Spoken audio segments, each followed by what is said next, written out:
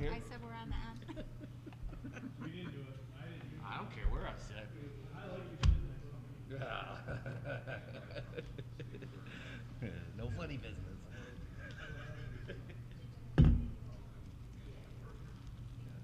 Well, try. Okay. Mr.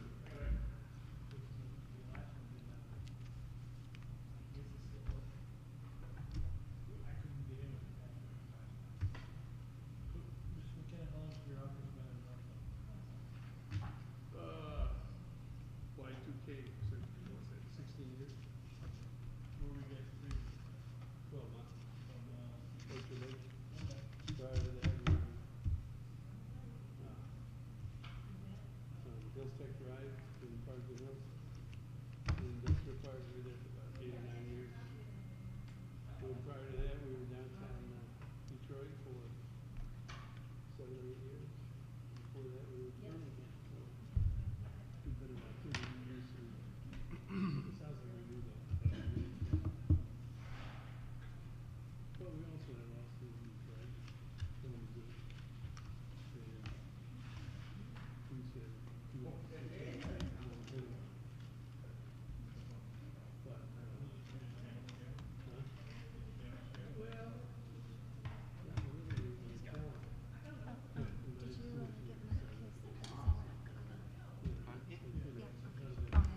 Mark, do you want a color copy or black and white?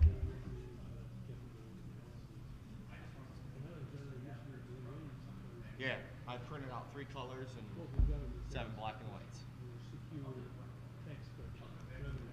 No, keep it. I'll take a black and white. Marlene, do you want a color or black and white? No, the colors will not go to waste, but we can give you a color. Ken, color or black and white?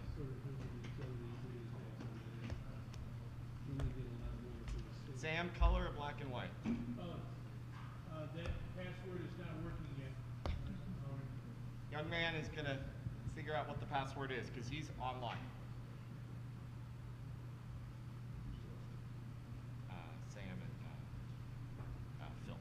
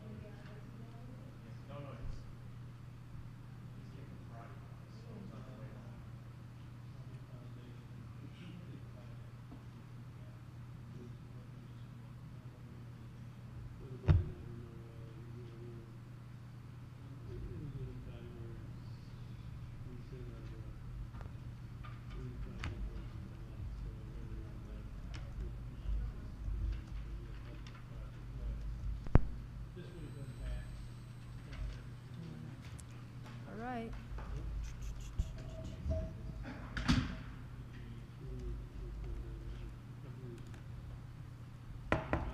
Good evening. I'd like to call this February 3rd meeting of the Northfield Township Planning Commission to order. Please stand for the Pledge of Allegiance. I pledge allegiance to the flag of the United States of America and to the republic for which it stands, one nation, under God, indivisible, with liberty and justice for all. Okay. Please call the roll, Mr. Stanalacho. Mr. Roman? Here. Mr. Iaquinto? Here. Mr. Dignan? Here. Ms. Chick? Here. Ms. Chalkley? Here. Stan Lacho's here. Mr. Kuzno? Is running late. Okay. He'll be here. Okay. So you have the agenda in front of you. I have no changes to suggest tonight. Mr. Stanalacho? The public hearing for the bylaws is not supposed to be a public hearing. According to our bylaws, it was just to be posted as a notice and not be a public hearing, so I'd like to have that removed from the agenda. For the public hearing, you mean? Under public hearing? Yes, for We're going second to deal with it bylaws. later? No, we're not going to have a public hearing. It's just. I agree. It's just, it doesn't need to have a public hearing. It just needed to be posted, which it was. Okay, you're correct there. Thank you. So I'll just remove- 8B, is that what you're asking to omit? Correct. Right.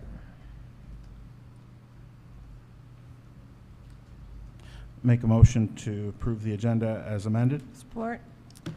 Okay, all in favor say aye. Aye. Aye. Anyone opposed? Okay, thank you. All right, moving on, we have this opportunity for call to the public. If any of you would like to comment on the RTM district, feel free to do it later when we open that public hearing, but otherwise, come on up and state your name, your address, and share what's on your mind. And you'll have 3 minutes to talk to us. And we appreciate you all coming in tonight.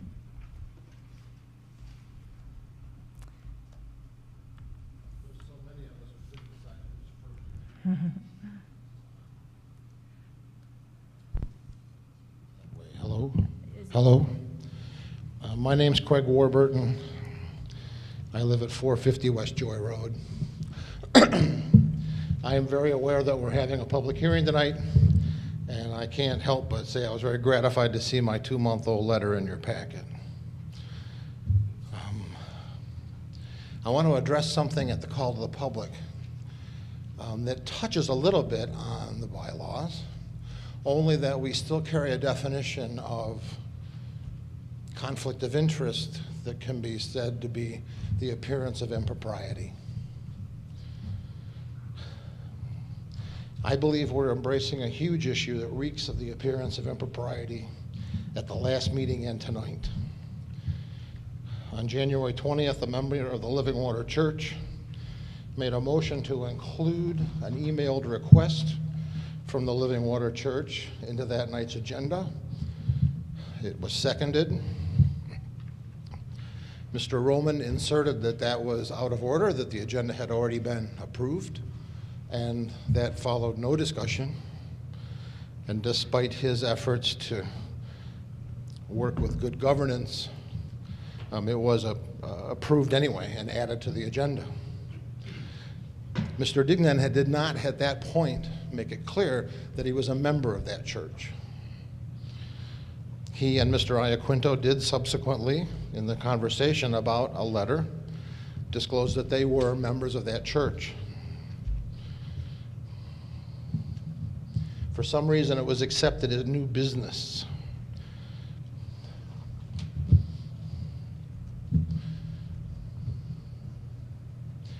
At the point in time that disclosure was made about the conflict of interest, they turned to the other commissioners for a definition or a level of acceptance. Discussion ensued. The church did not address the planning staff to see if their plan was viable. They are requesting a zoning change in much the same fashion as Biltmore did. A simple letter to the Planning Commission.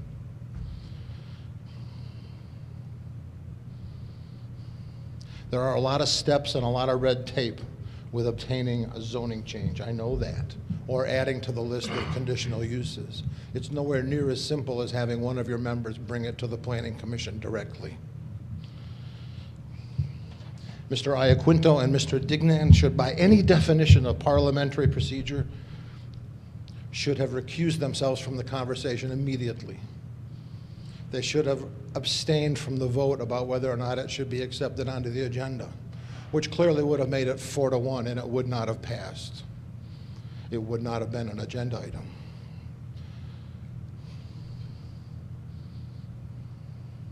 Churches are not unlimited conditional uses everywhere. And I don't think they belong in general commercial. I think it does as much to harm the rest of the district as it does to harm the functions of the church. There's no way under the current bylaws that this approach by their church was anything less than a conflict of interest and a distortion of procedure. The planner, Ms. Dumichel, made it very clear that it had not been brought to the township on any level, that its first appearance was here, This is how Biltmore goes? I don't know. This is how things go with the good old boy network? It doesn't work for me. And I am afraid I would adhere to that definition of the appearance of impropriety. Wind up? Okay. You didn't show me the yellow one. I didn't bring it tonight. Sorry. I don't think you get a running start at the Planning Commission because you have members that are on the Planning Commission. I think you go through all the steps like everybody else. Thank you very much. Thank you, Mr. Warburton. Next.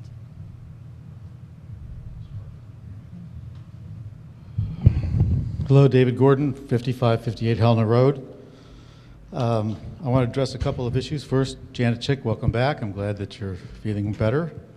Mr. McKenna, welcome to your first meeting of the Planning Commission. The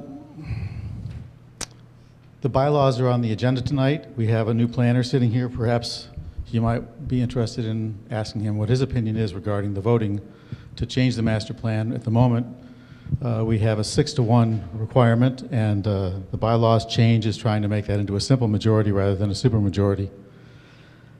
I think that it makes the situation more political in terms of the master plan because the exchange of one commissioner who might resign and replaced by another one would then possibly change the dynamics of the Planning Commission from 4 to 3 in the opposite direction, makes the the master plan more of a political football than it otherwise might be. Our last planner recommended not doing that change also, so I was just curious if Mr. McKenna would be asked to weigh in on that.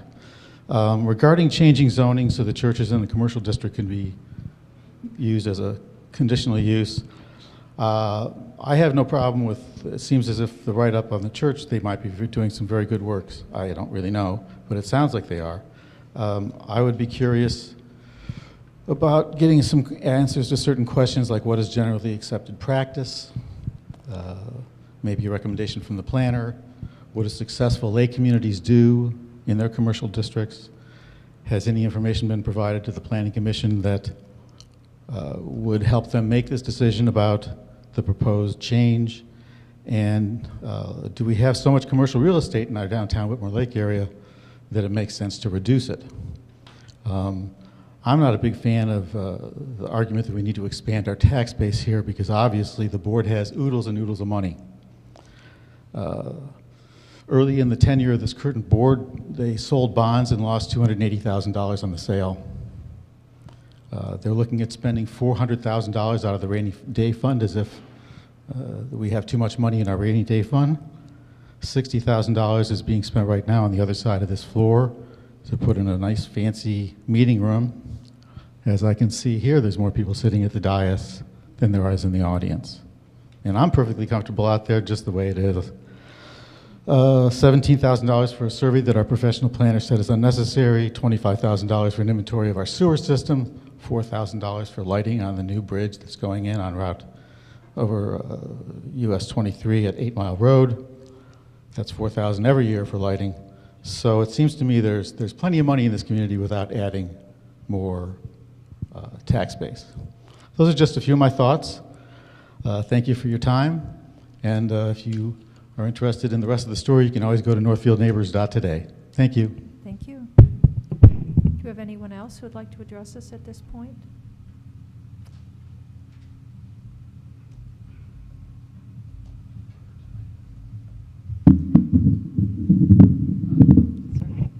Good evening. My name is Lenore Zelenak. I live at 14406 Mile.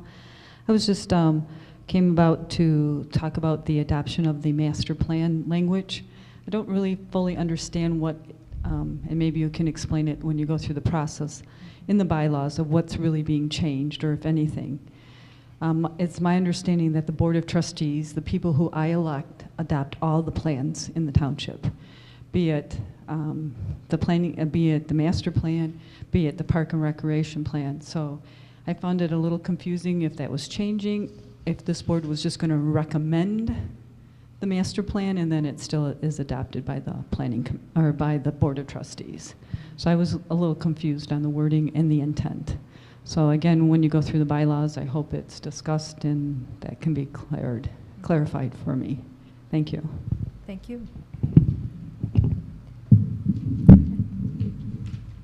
Would anyone else like to speak to us at this point? Okay, seeing no one, we can move on to clarifications from the commission. This is kind of a new thing we're adding to our agenda. So if there's any misconceptions, we might be able to clarify that now. Mr. Dignan. Yes, Madam Chair, I would like to offer some clarifications to Mr. Warburton's comments earlier here. The addition of the formal request that had come in from the Living Water Church had come in on January 14th to the township manager, as well as to every planning commissioner here.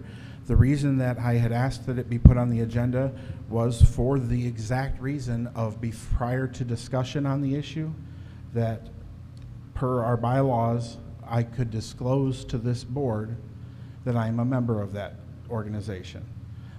Like every church in this country, it is a nonprofit church. As a member of that church, I give generously to that church, and I felt it was important to disclose to this board, and as the rules do allow, then to hand it to you to decide. You know, if this board felt that I had a conflict, then this board had a right to inform me of that, and I would graciously step back. That was my entire purpose of putting it on the agenda at the last meeting. It was not an intention to go into it at all. It was simply to say, this is an item coming before you. You need to know that this is where I am. I'm a member in full disclosure, so that this board could make the decision as it should within our bylaws and how we operate as to whether or not it would be appropriate for me to proceed in the discussion. I wanted that out there before any discussion took place about it. That's why it was the first thing that was brought up when we did get to that agenda item. And I know Mr. Iaquinto felt the same way and stated that as well. So I just wanted to provide that point of clarity. Thank you. Okay. Ms. Chick. I just wanted to speak to Ms. Zelenok's question regarding the master plan. We are just the Planning Commission is just a recommending commission. Everything goes to the board for approval. Otherwise, nothing happens here without board approval. So. Okay. Do we have anyone else who'd like to speak? I would like to mention about the letter that Mr. Dignan brought up about the Living Water Church and our members of the public. It wasn't in our packet because it came in after the packet was produced, and so I wasn't intending for it to be on the agenda, but when Mr. Dignan brought it up, we did place it on the agenda. Perhaps a better place for it instead of under new business B would have been under policy review and discussion first off, but at least it was out there for discussion, and it has come back to us now for more discussion, but not any particular action necessarily, but more discussion tonight to see if what the commissioners think should happen with that request, the next steps. So it is back on our agenda.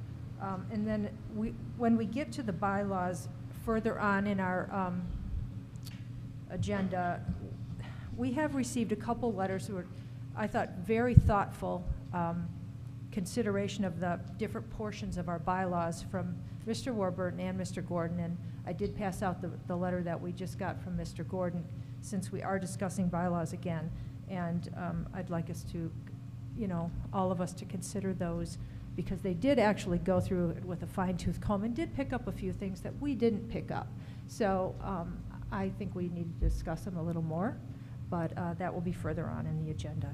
So moving on, there are no other comments to correspondence, and the only one I did get was the note from Mr. Gordon just yesterday, I believe, that I printed off for all of you today, and it's comments on the bylaws. So there you have that. Anyone else have any correspondence to share? Okay, thank you. We'll move on to public hearings. Can I have a motion to open the public hearing on the revised Research, Technology, and Manufacturing District Standards? I make a motion to open the public hearing for revised Research, Technology, and Manufacturing District Standards. Support. Okay, I have a motion by Mr. Dignan and support by Mr. Stanilecho. All in favor, say aye. Aye. Anyone opposed? No, okay. This particular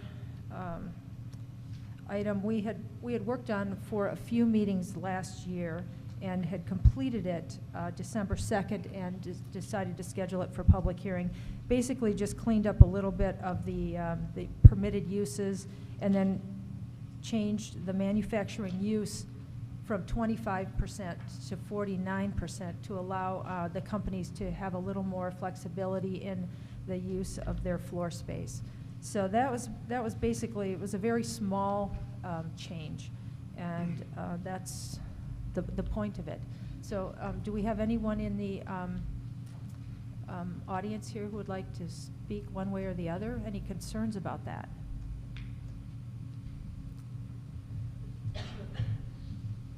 David Gordon, still on Helena Road. I just had one question. In this research technology manufacturing district, are churches allowed as a conditional use? Yes, they are.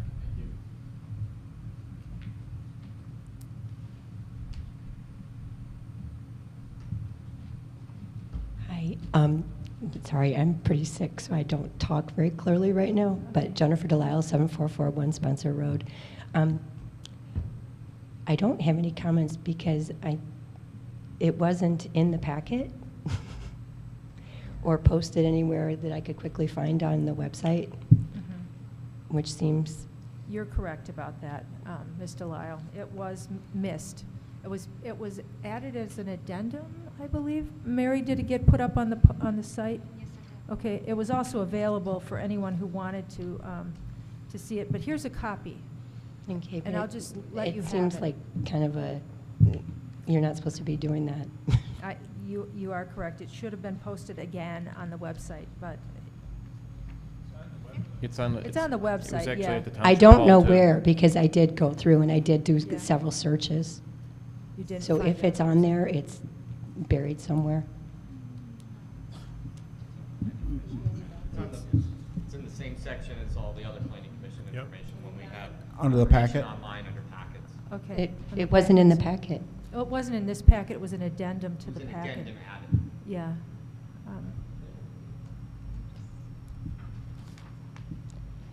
I don't think that there's anything controversial in this, but I it don't have an looks issue with- You're- sneaky. I don't have an issue with one way or another Yeah. postponing it or not Right. postponing. I'm just saying, Jennifer, it was added as an addendum to the section of the website where the planning commission puts packet information.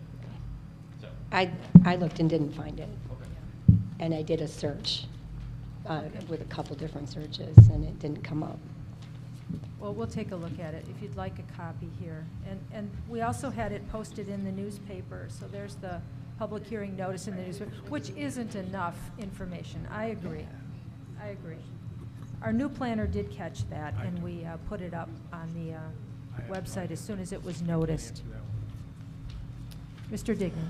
Madam Chair? Yes? So in the notice in the paper, we simply published that the hearing was going to happen. We did not publish the language, correct? We did not publish that in the newspaper. In the actual paper, we just published a notice. The notice with a description of what we were going to do, and if people wanted more information, they should get it from the township hall. And can staff advise us as to what date the addendum was made available on the site? What date was the addendum made available on the site? Do you remember what date that was? Tuesday? Okay. Yesterday? Okay. Yeah. Because our meeting was Monday. Yesterday? We had a meeting and found out Monday that Due it to was that, missing. I don't have a problem postponing the public hearing either on this. This is not a pressing matter. I would agree. And in the interest of the public, I don't have the least bit of problem pushing or scheduling this for the next meeting for a public hearing so they can have time to review it. We need 15 more days. And do we need to put that in the newspaper again? Yeah, I would say we should. Okay, then it won't be our next meeting, it'll be the following meeting. In that case, I'd like to make a motion to close the public hearing that we have. Okay. Okay, we have a motion by Mr. Dignan and support by Ms. Chick to close the public hearing. All in favor, say aye. Aye. Anyone opposed? Okay. And I'd like to closed. follow that up with a motion to publish the notice of the changes to the Research, Technology, and Manufacturing District and schedule it for the next meeting that's it's possible to schedule it for based on the publication of the notification. That would be the first meeting in March. First meeting in Okay. March. Okay. One thing I Mr. want to Stanley. make a note is that if you're going to do that, the notice of public hearing stated that the documents were going to be available at the Township Hall. It states nothing in there about it being available on the website. So if you're That's going to true. if you're going to do this, at least put that information down on there that it will be available on the website also, because technically we're in compliance with the public hearing notice by It's having in- it available. So I mean, I have no problems postponing it. I'm saying if you're going to do it, put that wording in it. Can staff add that? Yes, okay, perfect. Support. So that's my motion. Okay. So, I guess we'll do a roll call vote, like we're supposed to do. Mr. Iaquinto? Yes. Mr. Dignan? Yes. Ms. Chick? Yes. Ms. Chalkley? Yes. Mr. Roman? Yes. Mr. Kuzno? Yes. Stanley votes yes. Okay, thank you. I'd like to thank Ms. Delisle for bringing that Yeah. to our attention. Thank you. I missed that was the case, and that's definitely not the intent. Thank you. Yes, thank you. Okay, reports. Board of Trustees report, Ms. Chick. The Board of Trustees met January 26th. The board reappointed Mr. Larry Roman and Sam Iaquinto as commissioners to the Planning Commission. The board also approved a contract with McKenna Associates to act as planning consultants for Northfield Township. I was going to say welcome Sally, but Sally's not here, but welcome Mr. McKenna. Sally also acts as zoning administrator for the township. Kurt Weiland will remain our building inspector. There was discussion on a contract with Verizon to place a cell tower near Fire Station Number 2 on North Territorial near Spencer. That contract will come before the board for a vote. There was revisions to our, possible revisions to our sewer ordinance were also discussed. Most noteworthy to residents was a proposed change to the timeline, which now requires that connection to the new line would happen 90 days after notification from the township. The suggestion is to change that to 1 year. Further discussion was requested by board members. That's all I have. Okay, thank you, Ms. Chick. ZBA, do we have a report, Mr. Dignan? The ZBA did not meet, but the ZBA is scheduled for a meeting on February 16th in which we have one case, which is Nowatzki Truck and Trailer, asking for variances on signs and waivers of conditions of the Township Planning Commission's approval of their site plan. Okay, thank you. Parks and Recreation, I thought we should add this on since we actually have a member here who sits on the Parks and Recreation Board. Mr. Iaquinto, do you have anything to share with us about Parks and Recreation? Just looking forward to the discussion, reviewing the master plan this evening. Thank you. Okay, thank you. Staff report, do we have anything, Ms. Berg? No? Okay. And planning consultant report, I guess we don't. Mr. McKenna, do you have anything to share with us? We'll wait until later. On what? On anything. If Ms. Hodges shared anything with you to pass along to us. I don't think so. Okay. We're very happy to be here, join the Planning Commission, and look forward to working with you. Okay, and learning how to use the mic. There we go. And so, you know, I'm not that well prepared to talk about all the items on the agenda, but I'll take a shot at it where I think it may be wise and useful. Okay, thank you, Okay. Thank you, Mr. McKenna. Yep, thank you. Okay, unfinished business. We will pull the RTM district off here then. I'll make a motion to pull the RTM district off under unfinished business, and we will not discuss that tonight. Can I have a second? Okay, motion by Ms. Chalkley and a second by Ms. Chick to pull the RTM off of the agenda. We'll have to have a roll call vote again. Mr. Iaquinto? Yes. Mr. Dignan? Yes. Ms. Chick? Yes. Ms. Chalkley? Yes. Mr. Roman? Yes. Mr. Kuzno? Yes. I vote yes. Okay, thank you. We'll move along to the revised Planning Commission bylaws. We approved a version of this to be posted for public comment in December. But at our last meeting, we did make some changes, and we did all receive copies of that according to our bylaws in the mail. But at our last January 16th meeting, we made some additional changes, and those would be required to be mailed if we should want to adopt that version. So the version you see in the packet is the version with the changes that we made January 16th. And they were just discussion of, the delay of our organizational meeting, and then a couple other minor suggestions from Mr. Roman and myself, and I believe Ms. Chick. So that's the version you see in the packet. But there were some questions raised concerning whether it meets the requirements of the state law, and our attorney has actually suggested that he take a look at it just to make sure it meets legal muster and prior to us adopting it. So I'm hoping that we will be able to see our way to do that. In the meantime, we did receive quite a few good comments, I believe, from the public about it. And you have Mr. Warburton's note in your packet, and Mr. Gordon's note was just passed out this evening also. So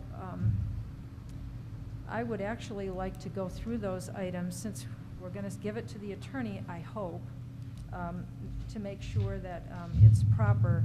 I think we should go through some of those comments, because some of them have been corrected. Some of the things Mr. Warburton suggested had been corrected, but then some of them I do wonder about myself. So my suggestion is we actually look at these a little more carefully right now. Is everyone okay with that, or do we need a motion to do that? Madam, Mr. Dignan? I would just say bring up the things you have concerns about. Okay. As we, if there's something in the bylaws you have a concern about, bring it up. and Okay, let's do it. We'll talk about them and go through them. I think we've each had the letters, we've each had a Yep. chance to review them, and may have items we'd like to address in them as well. Okay, that sounds good to me. Thank you. Okay. So, section 5.6 in the bylaws, where it takes out all of the training funds and the budget issues. Where it is. Here it is. Mr. Warburton suggested that striking all the wording about the finances, the operating expenses and budget, we're deferring all the responsibility to the legislative body. And perhaps that is appropriate, but I guess I would like to know what the attorney says about that. Mr. Stanalecho. We have no authority for finances. Under the law, the legislative body is the body that has the responsibility for finances. We don't have any operating budget unless they approve an operating budget for us, which as of right now, they have not. So I don't think it's ever operated underneath a financing budget. So, I mean, from all indications, from everything that I knew when I was on the township board, they are the legislative body. They have the final say-so on finances. Mr. Iaquinto. I totally concur with that. We wanted to go through these bylaws to clean them up and to address issues that are really not within our control. And that is one area that is not within any auspices of us, because the township board does set and administer the budgets for the township. So anything that we say or do in that instance is essentially trying to share with them what they should do, and I don't think that's our place to be able to do that. Okay, Ms. Chick? Mr. Fink, don't we have a line item for the Planning Commission for training that we can draw from? Yeah, we do. Okay. But that's correct, but what everybody has said is also correct. Yes. That, And that the Board of Trustees is the legislative body over financial authority, and you only have that flexibility because they provide it. Right, but we do have funds that we can use that they've allocated to us, so it's, in the past, we have already had basically an average of what we've spent typically on training and what we've used, and so we've come up with a figure that we can justify, so I don't have an issue with that. Okay, I need to ask if Mr. Kuzno or Mr. Roman have any comments on that before I allow second times around with comments. I don't have a No. problem removing it. Okay, that's fine. And my only question about that is because it existed in our prior one, and I didn't understand why it existed in our prior one. Were our bylaws improper before, and this is bringing them into compliance, or are we taking out something that should possibly be there? And I was just thinking that perhaps our attorney should say yes or no to that whole item. Mr. Fink has a comment. So I've spoken with Mr. Burns sort of about the issue of reviewing the bylaws. Okay. And more generally about the issue of reviewing documents and things from the Planning Commission. And Mr. Burns is requesting, and I concur, anytime the Planning Commission wishes for a document to be reviewed by the attorney, that should be a full vote of the Planning Commission. So in this particular instance, if the Planning Commission wishes for Mr. Burns' office to review the bylaws, I would ask that you make that motion, and a simple majority would be sufficient. And that would be the case, I think, not only with the bylaws, but with other legal issues and related items. Now there's a distinct difference when you call an attorney and ask him a question as opposed to asking an attorney to review a document and put it in writing and to do a full analysis.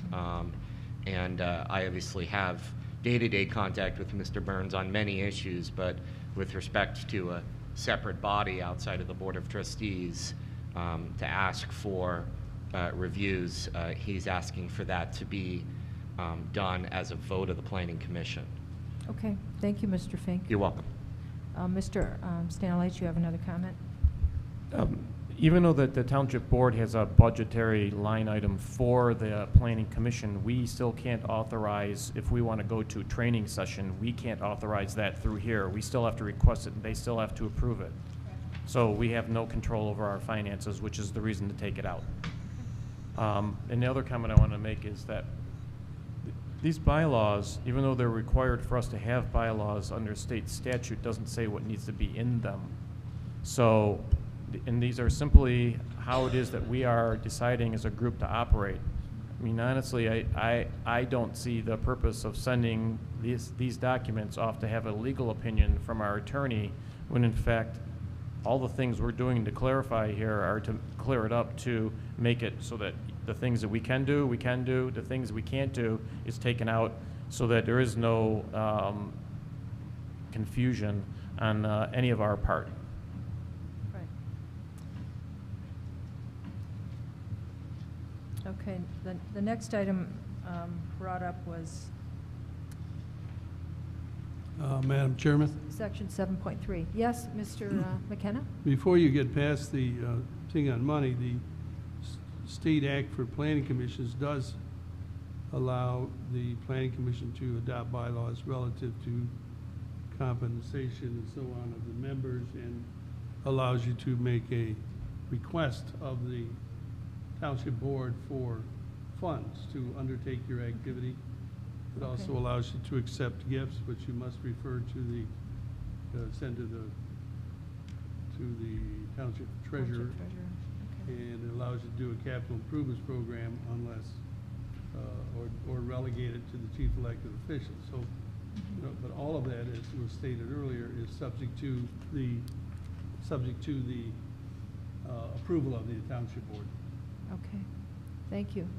I just want to make sure we're proper. I mean, it's not the intention to get extra work, but I do want to make sure they're proper and legal.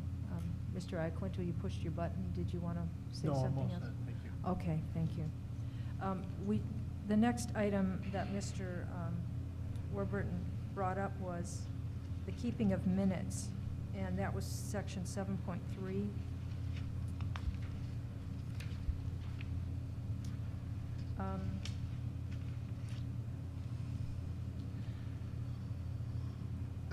that the keeping of minutes is required by state statute, and I'm sure that's quite true, but the responsibility has been taken away from the actual secretary to a staff person, and I know Mr. Balsillie, when he was the secretary, was very precise and carried copies of all of the minutes of every meeting, and he knew where they were, and there are some in the office. I just want us to make sure that we have a good accounting for all of the minutes, and we're doing that properly according to the state law. Mr. Stanilecho.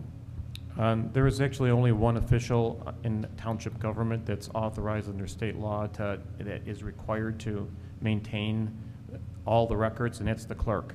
She's actually the only person that's authorized under state law to maintain these documents.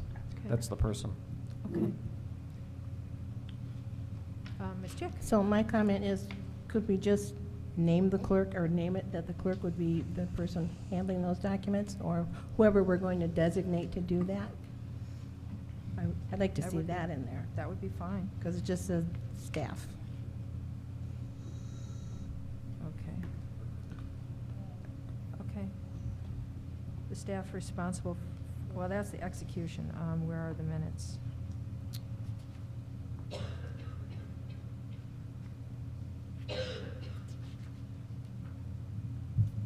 Guess we'll come back with another version where we've added that the clerk will take responsibility for our minutes. I know that some, I don't see a reason we need another version. Just so No.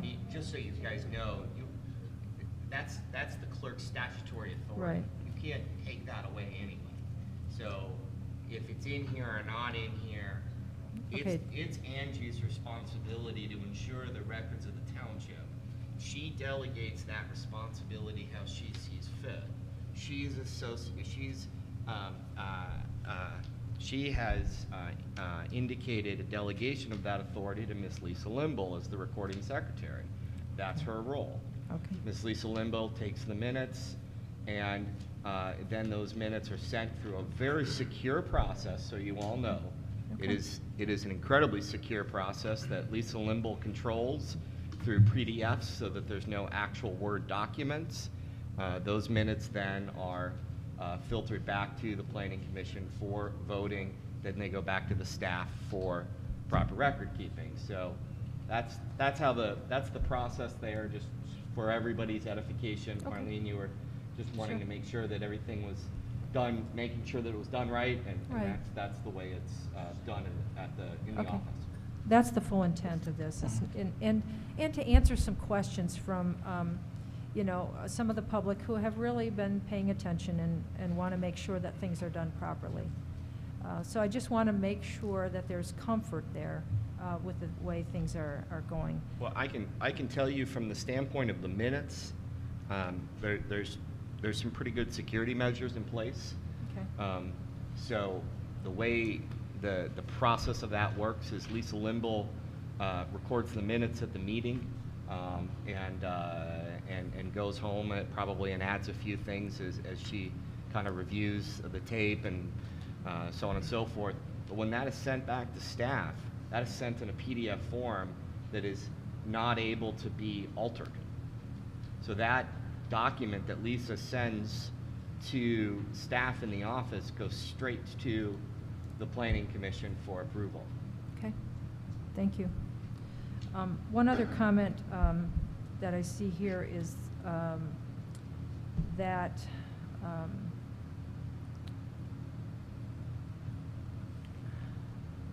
the calling and noticing of special meetings, the secretary is listed here as having that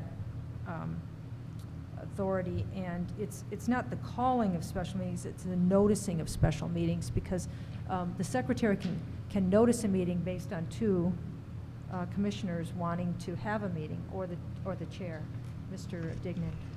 I think if we just put the word "of" between noticing and special meetings, the calling and noticing of special meetings is already defined further under 8.3. Okay. So, Right. But calling is one thing, noticing is another. I mean, well, what's the calling is difference? like calling, you need to make sure you have a quorum that's going to attend before you want to schedule a special meeting. So who's going to do that footwork? Isn't that the calling of the meeting? Well, then there's a And then definition. noticing? Okay. I don't know. Mr. Roman? Mr. Roman, Dominic, ask what's the your opinion? I have an opinion on 8.3, that's special meetings. It says that the chair or two members upon written request to the secretary. So if two members other than the chair contact the secretary, request the secretary, then indeed the secretary is calling a meeting based on that fact. So it should say call and notice. But it's the actual act of calling the meeting and noticing Okay. the meeting, nothing more. Two different things? The Okay. secretary has no sole responsibility or permission to do that, really, by the language. Okay, I agree. okay. If that's the understanding, then that is fine. Okay. I just want to make sure we're getting through all of this. Okay, and now here we have section 8.6.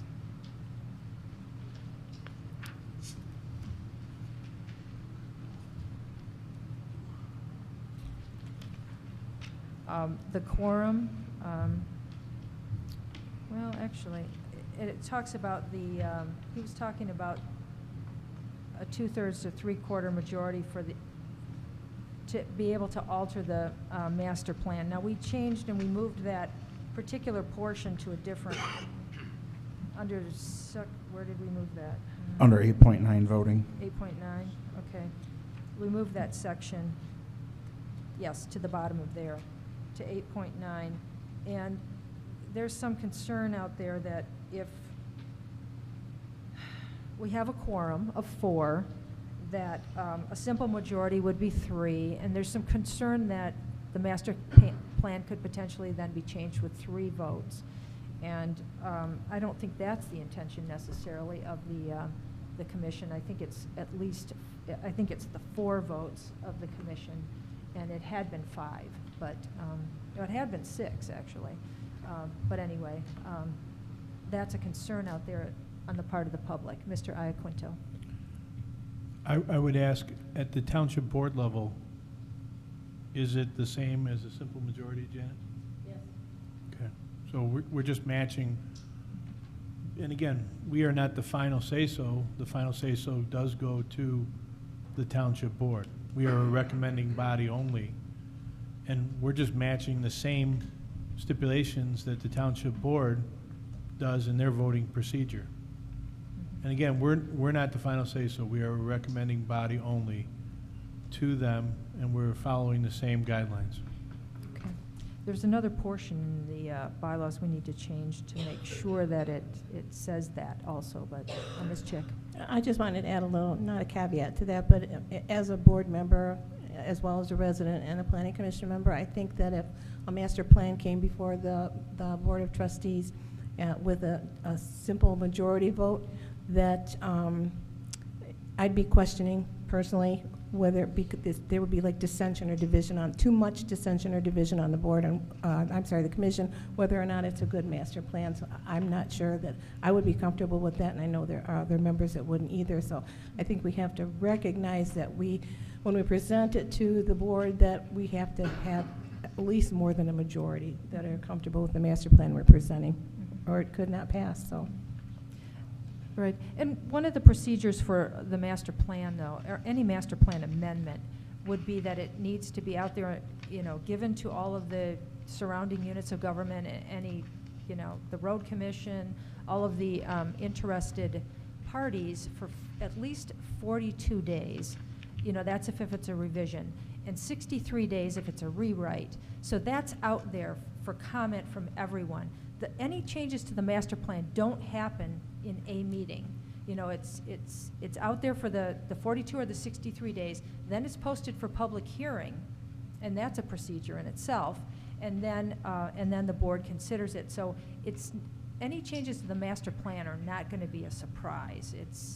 It's out there for a good period of time, and it will, so I know there's some concern that could happen, but it can't. I'm certain it can't. We won't have a surprise there. So, anyway, I would like to say, affirmative vote of 4, at least 4.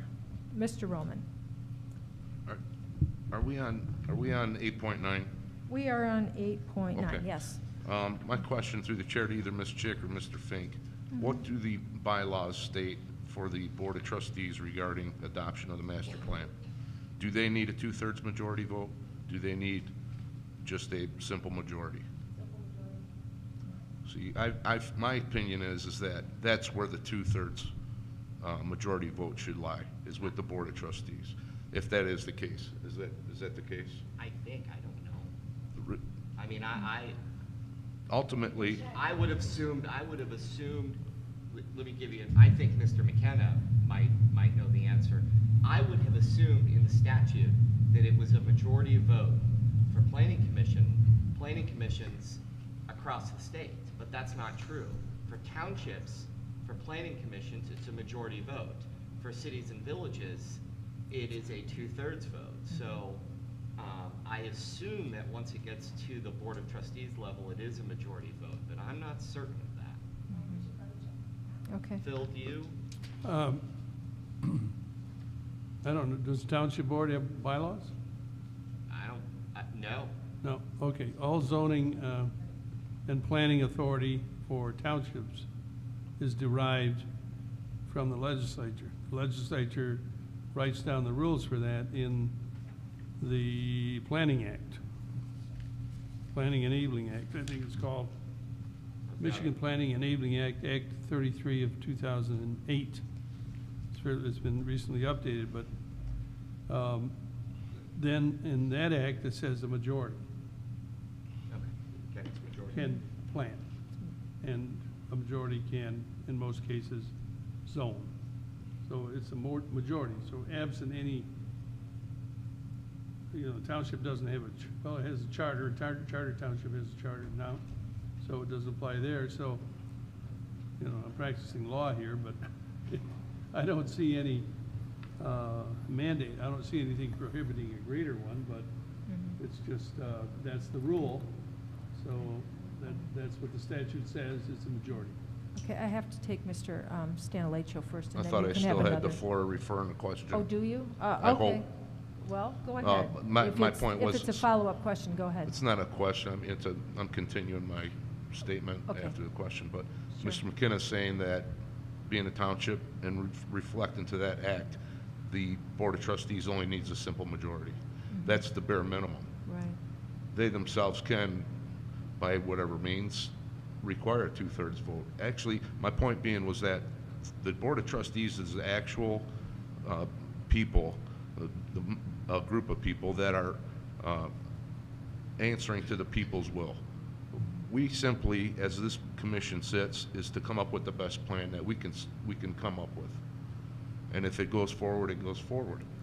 And really, ultimately, I think, in doing that and leaving it with the Board of Trustees having a majority or a super majority vote approval, would take out any possible political maneuvering at our level. And I don't think any of that should happen at this level. Okay. Thank you. So your suggestion is that the Board of Trustees takes up changing their requirement? Yes. Yes. I don't okay. think it's up to us to have the super majority vote. Okay. Because it is a two-way, the super majority vote can work both ways. If you have a good plan, it can also be stifled by certain members. If you have a very good plan, there may just be some very few minor issues. In that case, a simple majority would at least move the thing along. Okay. Thank you, Mr. Stanilecho. I want to make a couple comments. Mr. McKenna, I believe that there's something in statutes or something in the law that it's a planning commission in order to change zoning that we need to have more than a majority to change zoning. I know I read that someplace, and I'm not sure if it was through the MTA readings, that in order to change zonings, we needed to have more than a majority. And that could be wrong, and it could be old that I read, but I did read that someplace. Well, my understanding is a majority rules in most cases. Now, if there's a referendum and things like that, it's different. Okay. It's a different thing. But the big problem, the reason they have a majority is supermajorities frequently are tough to get. And so the risk you run is that you have no decision. Well, in the case of zoning, if it wasn't that, then it would not pass. So that you can't, No. frequently can't get anything done, or same thing with the master plan. Getting a supermajority, whether it's 2/3 or 3/4 or whatever it is, tough to get. So sometimes, you know, so that's the rationale behind it. I'm not advising you to do either one. It's up to you. Now, just as a follow-up, when I was on the township board, I did end up looking into this. I do not believe that the township board can actually pass something to make it a supermajority for the passing of something, because under state law, it is simple majority, and I don't believe they can make that bar higher for them. That's something you need to ask your attorneys, but I'm almost positive that you can't make it a 75% vote or 3/4 vote of the elected body, because they're the legislative body, and you just need a simple majority to pass anything. That'd be the question to ask. Okay.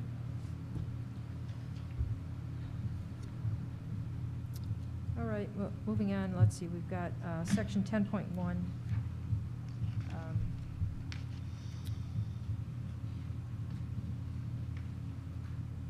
This is the publication.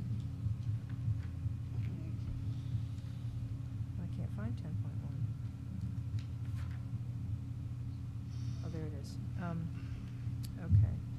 And it's about mailing, well, this is what wasn't his issue, was mailing or emailing, and I guess I would like some clarification on that from our attorney, because it is a little cloudy on whether we have to mail or is email appropriate. And then publication in a newspaper of general circulation, that was always what I heard for our other public hearings, but if we're gonna, can we take that out of our bylaws? And so that's just a question I would like answered by our attorney. And then the other item, oh, Mr. Dignan. Madam Chair, I thought you had sought legal counsel on that with the last notification with the bylaws. But At least you had stated you had sought our legal counsel in regards to that exact issue. And it was because it existed in our current bylaws that we had to do it by our current bylaws. Now, our next bylaw version, can we remove the mailing requirement and go with an emailing only requirement? And that was separate from what I had asked him before. Does that make sense? I understand. Yeah. Again, these are the operating procedures for this board, is how we operate with each other and as a board. They're not, it's not like the very strict guidelines for public hearings or for those types of notifications. Well, I agree, but we need to get actually them also. Mr. Stanilecho. Really, the thing you need to have the lawyer clarify is exactly what needs to be in our bylaws and what doesn't need to be in our bylaws. Right. And as far as I've read, there is no guidance on that. So I think we can strike out any of the sections that we choose that we want to, and it will still be a document that we can go by. These are just how the operations that we all agree to. But that's the question. If you're going to ask a lawyer, not ask them individually if this Yeah. is what is required, what is required. And that should be the simple question. Okay. So I just want to get that clarified. Mr. Iaquinto.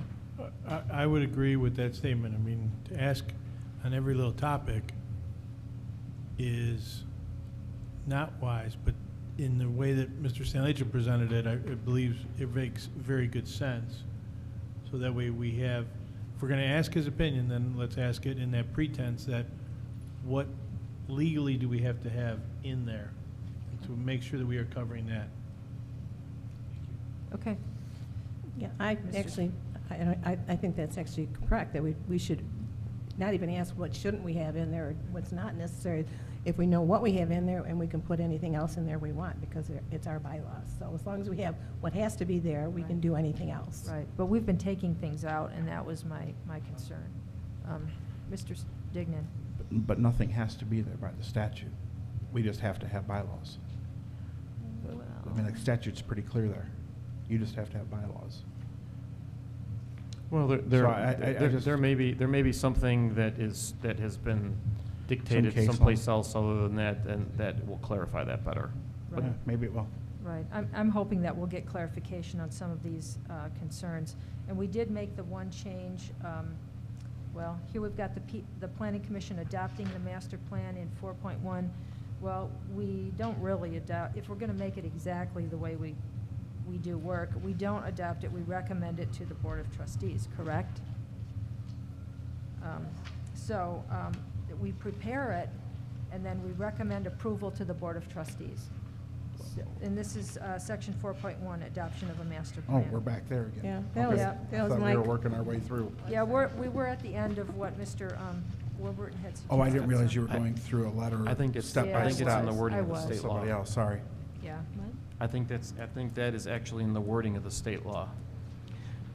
That exact comment, the planning commission shall make and adopt the master plan. Okay. Is that part of the regulation? Is that an exact verbiage? That's, I'd have to look it up for exact words. You want me to look it up? I think we'll have the It's in the attorney look planning. at it. Yeah. It's in the planning. But adopting it doesn't mean we're approving it. It means that Right. we like it, and we're going to pass it on to whoever has to approve it. Okay, Yeah. if that's what adopting means, Right. then I agree with that. Okay.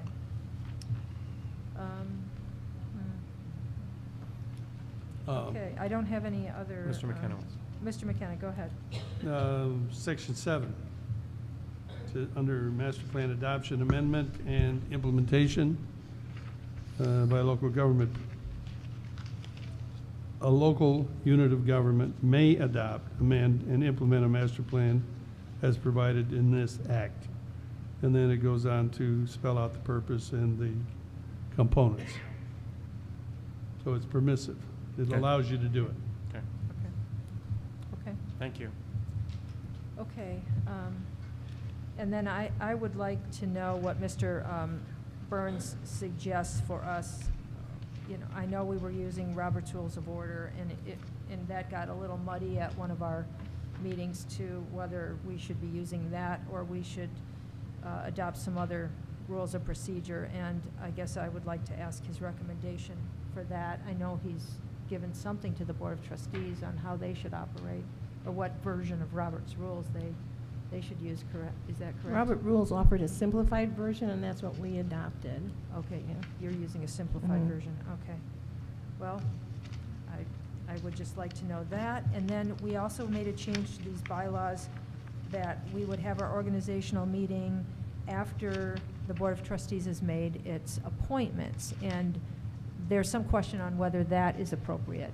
So I would like Mr. Burns to take a look at that, too.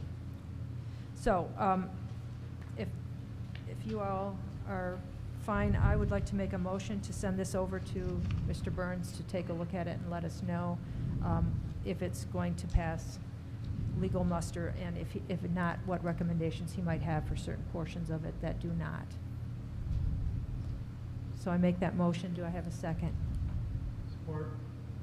Okay, a motion by Chalkley, support by Mr. Kuzno to send that to the attorney. We'll have a roll call vote. Mr. Stanilecho, go ahead. Mr. Iaquinto? Yes. Mr. Dignan? Yes. Ms. Chick? Yes. Ms. Chalkley? Yes. Mr. Roman? Yes. Mr. Kuzno? Yes. I vote no. Okay. And we are moving on now to the election of officers in ZBA and Parks and Rec. I make a motion to elect Ken Dignan as the chair of the planning commission. Support. We have a motion for Mr. Dignan and support by Mr. Iaquinto and support by Mr. Stanilecho. Do we have any other nominations?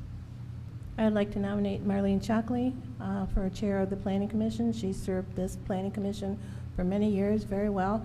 She has more background than any of us to be sitting in that chair, and she has the temperament to be acting as chair and moderating meetings.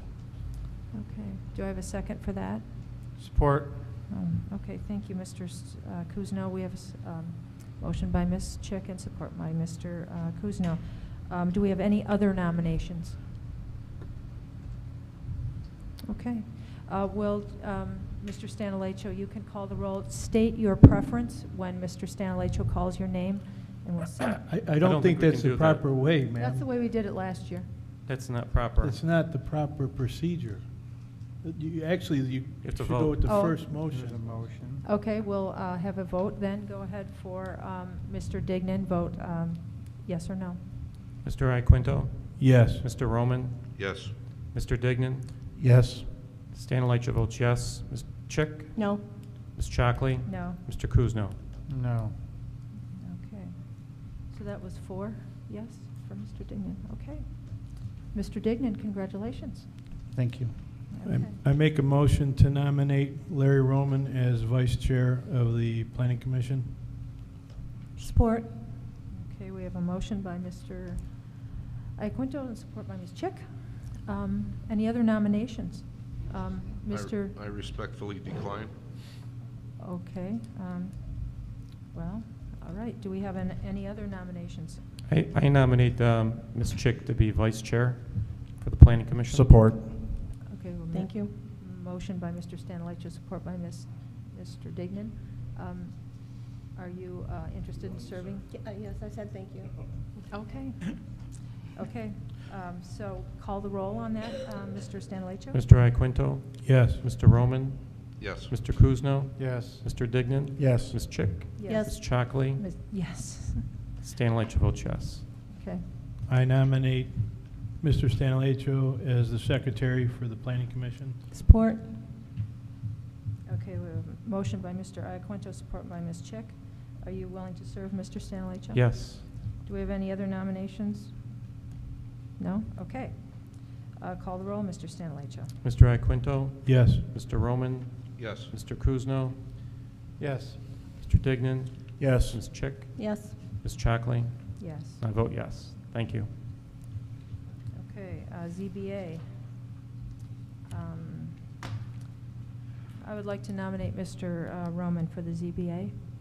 Support. I respectfully decline. I'd like to nominate Mr. Kuzno for the Zoning Board of Appeals if he's willing. I would decline as well.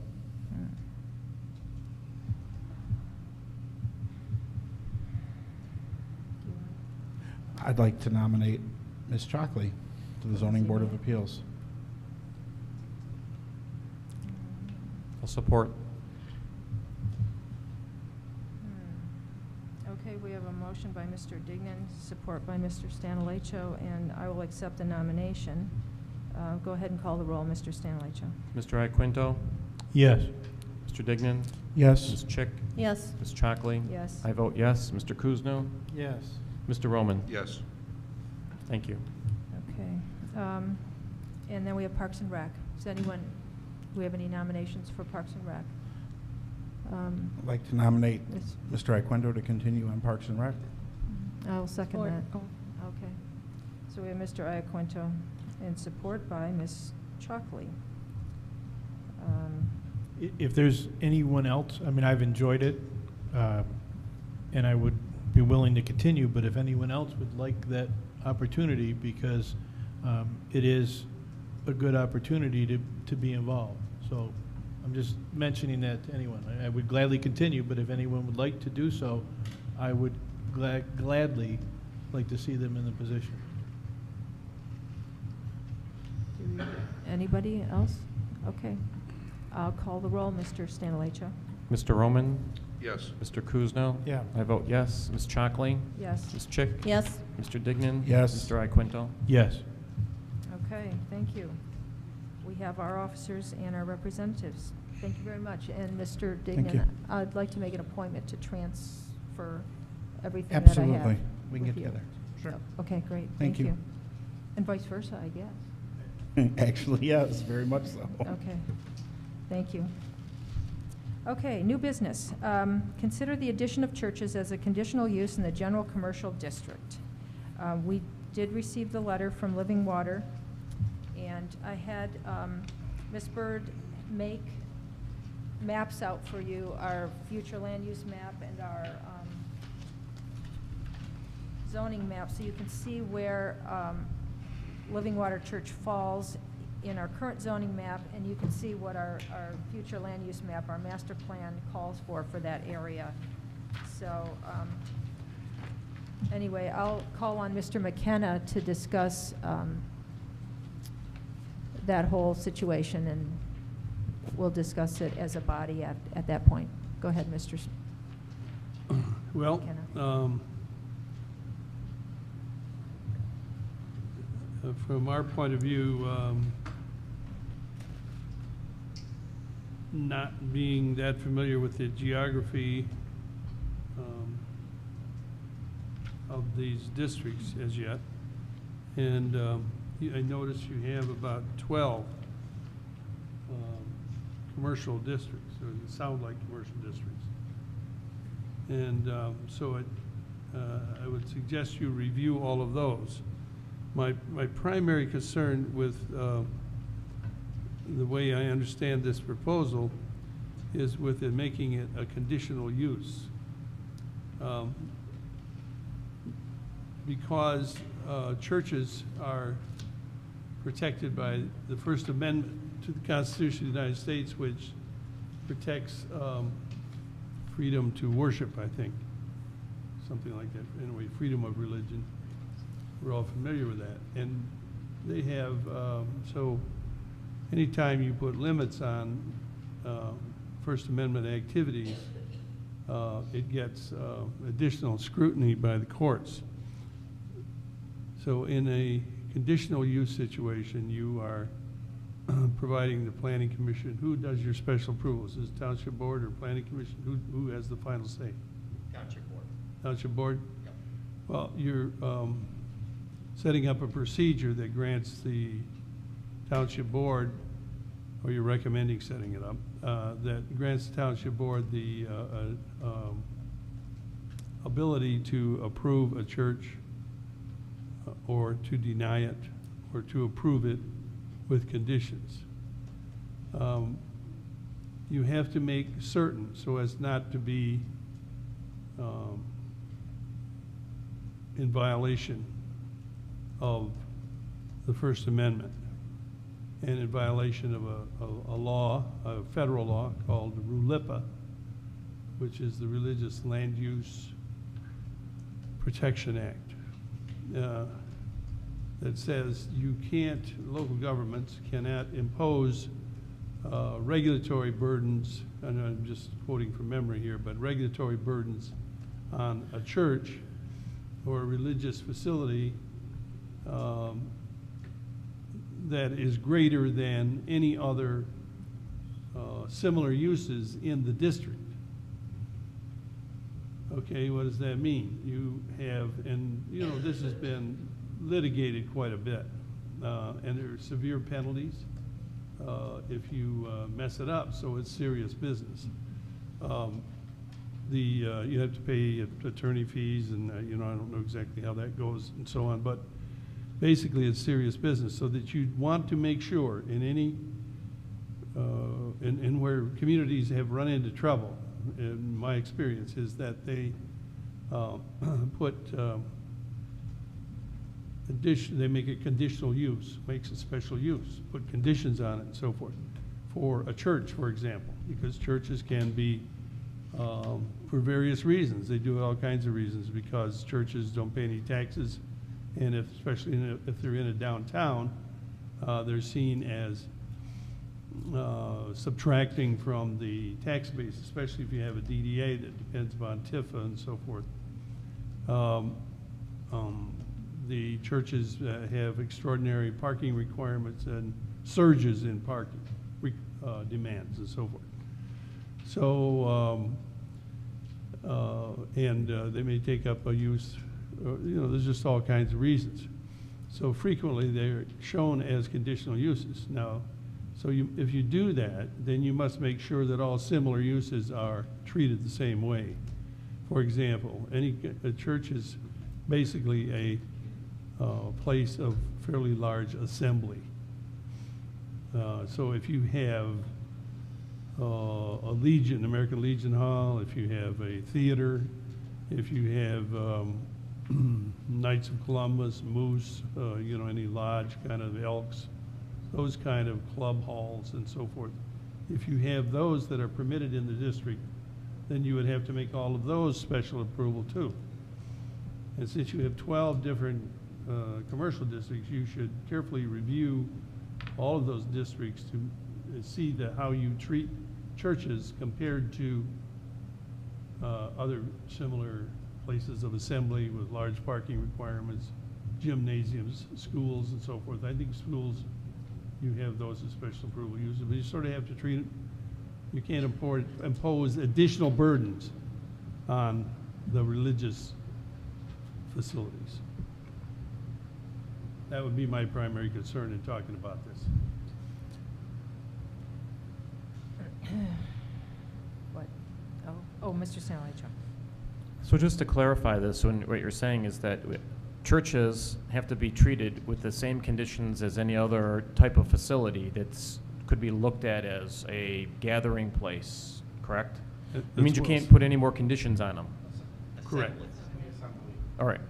So like parking or traffic flow or those types of things, you can't. You as a municipality don't have any way to regulate that. Unless you put them on others, on everybody else of a similar class. So as long as you treat them all the same, then there's no issue of being basically litigated because you're imposing on their religious freedoms. Yeah, I would say as long as you very carefully treat them all the same. I mean, this is a touchy area. It's, we have to, every sign ordinance in the United States has got to be rewritten. And it was basically because the Supreme Court interpreted sign regulations on a church as trespass on the First Amendment of freedom of religion, and not even the federal law. It was just the First Amendment. In addition, here you've got the RLIPA Act, which imposes even further limitations on the regulation that local governments can do in regard to churches. Yeah, you got to treat them all the same. Okay. With their similar impacts, similar treatment. Mr. Dignan. I guess my question is, Mr. McKenna, when we have something like this come in, would it be your recommendation that we provide this to you and ask you for a recommendation as to, I mean, I don't want to say what to do, but to guide us on where we can't do things, what we, I guess it's yes. delicate. Yes, go ahead. Yeah, we review this stuff all the time. So that would be my thought in the direction that we'd want to go in.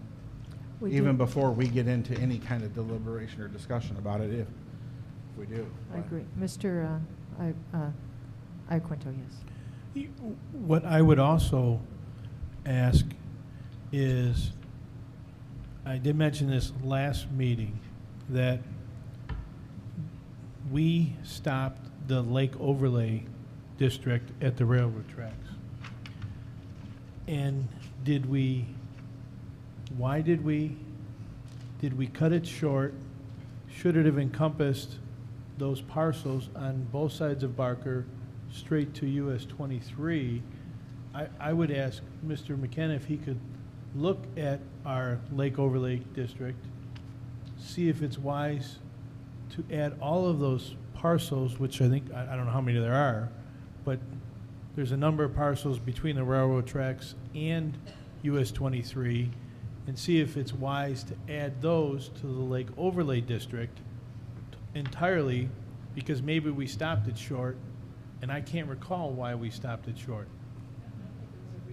It's just arbitrary because the railroad tracks were there, yeah. Right.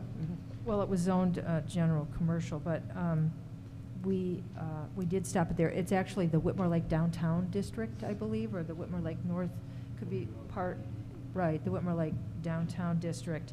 And I'm just going to say what I had found. I was looking at the master plan, and that area, including that general commercial area that's zoned that way, is included in our village center. And the master plan calls for, or allows the village center to have churches, public buildings, and schools. So, because they're support services. As a conditional use, As a, right? as a Yeah. well, it doesn't say conditional use, and the master plan says we don't actually have a zoning district that is called that, but then we went in and we developed the Whitmore Lake downtown and Whitmore Lake North Village and the waterfront. So, you know, one could argue that, yes, we should have expanded our downtown or our North Village over that way, all the way to the railroad track. So I would be interested in hearing how, the evaluation that Mr. McKenna or Ms. Hodges will do, taking a look at that site and giving us their opinion. So, Mr. Iaquinto. Because that way we're not just looking at a spot possible change. We're looking at the overall possibility to enhance the opportunities for all those parcels that are there between that short distance of the railroad tracks and US 23. So I think again, that's why I'm asking to have them look at it and then give us their opinion of which way they would recommend that would benefit the entire community. Okay. Mr. Kuzno.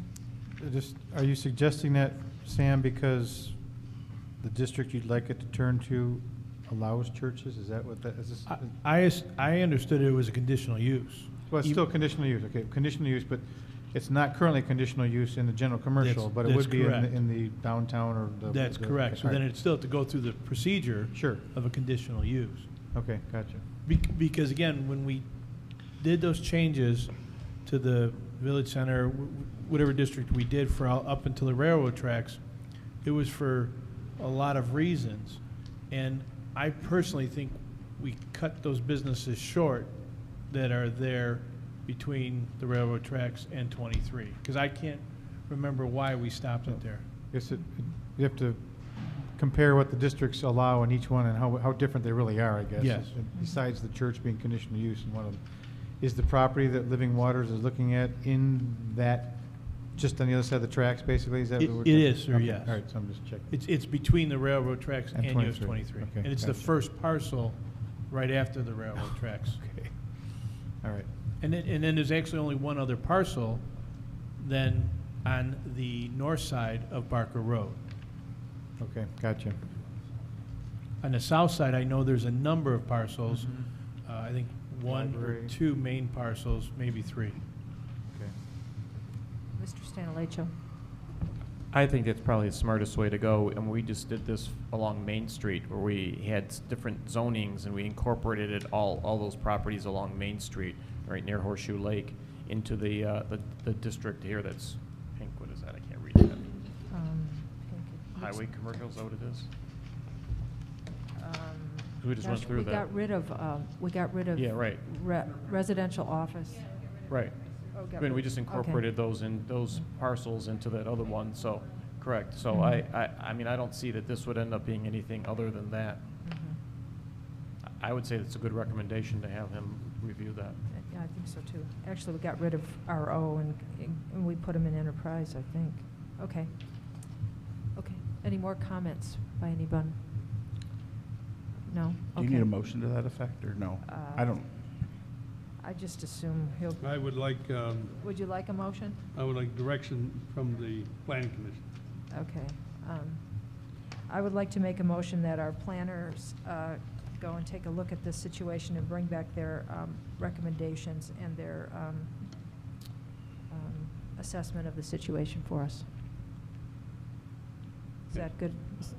You need it more specific. Okay, go ahead and you state it. I'd make the motion to have our planner review the request from Living Water for the rezoning of that property and see how that rezoning would compare to the Whitmore Lake overlay district? Well, could I try another one? I mean, I don't think we have to pay attention to that at all. I think we just need to know, do we believe churches should be in the general commercial area, or should we expand our? Can I make a comment? Okay, go ahead. I guess my comment is, and I want to go back to what I said originally, I think we want to be real careful. I don't think we know exactly what we want. Right. What, because it sounds to me like conditional use could be a slippery slope and a dangerous thing that could get the township in Maybe I trouble. can help. Yeah. There's two issues here, whether it should be a text amendment or not, or it should be a map amendment or not. And then the third thing is what lots should be included. Right. And then it pretty much, and the overriding, a major part of that would be whether it's conditional use or permitted as of right, considering the First Amendment issue. I like what you just said. Okay. Something like that. Did you get that, Lisa? So you're wanting him to consider whether there should be a text amendment and/or a map amendment, which lot should be included, and whether whether this should be conditional or permitted as a matter of right in consideration of the First Amendment rights issue. That's my motion. Okay, so we, we have a motion by Mr. Stanilecho. Thank you. Do we have support by Ms. Chick? Roll call vote, Mr. Stanilecho. Mr. Iaquinto? Yes. Mr. Dignan? I vote yes. Ms. Chick? Yes. Ms. Chockley? Yes. I vote yes. Mr. Kuzno? Yes. Mr. Roman? Yes. Okay. Thank you. All right, now we're on to the Parks and Recreation Master Plan. Mr. Fink.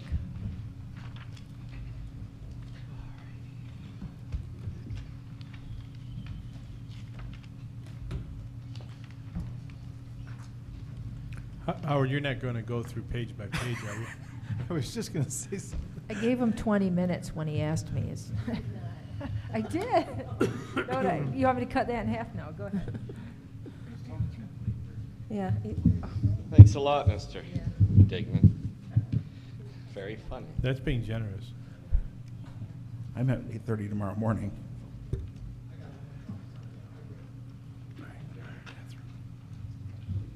You wrote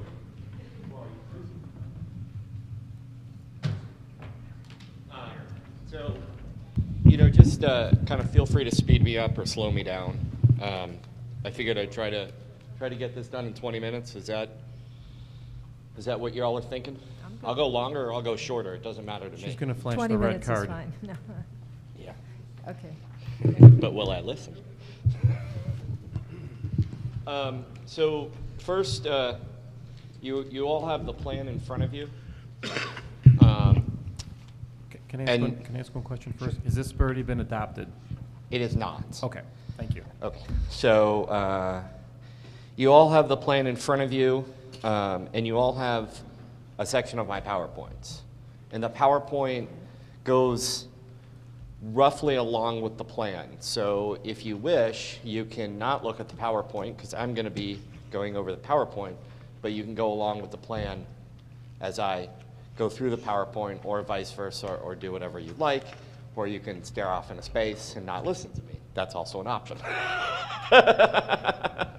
Or be on your phone. So the first thing is, let me just give a brief sense of where we are process-wise. Thank you, Mark, for reminding me of that. Right now, we are in a public hearing section of the master plan. There will be an official public hearing at the next board meeting, and then haven't quite decided yet if we're going to ask for an adoption at the next board meeting or wait another 2 weeks for an official adoption. I would ask at some point, either at this meeting, and if you guys don't feel comfortable at this meeting, at your next meeting, that you vote on either the approval or the recommendation of the Parks and Rec Master Plan, and certainly, if you wish, you can certainly vote on approving with changes or suggestions or something of that nature. But I would, at some point in the near future, request on behalf of the Parks and Rec Commission a formal vote of the Parks and Rec, of the Planning Commission. Yes, sir. This is not one of the things that we're required to do, though, correct? No, You're it's asking not, us but just it's- to review it and then give us. No, it's not, but it's important under DNR. Frankly, it's important. Just asking. Yeah, no, but you're right, but it's not required, but it is important from the standpoint of sort of full community buy-in and sort of interdepartmental buy-in as well, and that often comes into play from the perspective of how DNR views it, grants and so on and so forth. So it is an important process, but you are correct in that it is not a requirement. So the first thing I want to say is thank you to the Parks and Rec Commission, who spent the better part of a year developing this with my assistance as the primary staff person and primary planner of the group. There are a number of people that contributed significant amounts of time, particularly those on the actual commission. Given that Jennifer Delisle's in the audience, I also want to thank Jennifer. I mentioned this at the Board of Trustees meeting. I actually, probably about 4 or 5 months ago, locked her in a room and wouldn't let her come out until she finished proofing the entire document. So thank you. And that's true. So let's just go over a little bit of the introduction. Obviously, one of the primary reasons why we have the creation of this master plan is for grants, and it is a requirement in the DNR approval process in order for a 5-year Parks and Rec master plan to be adopted.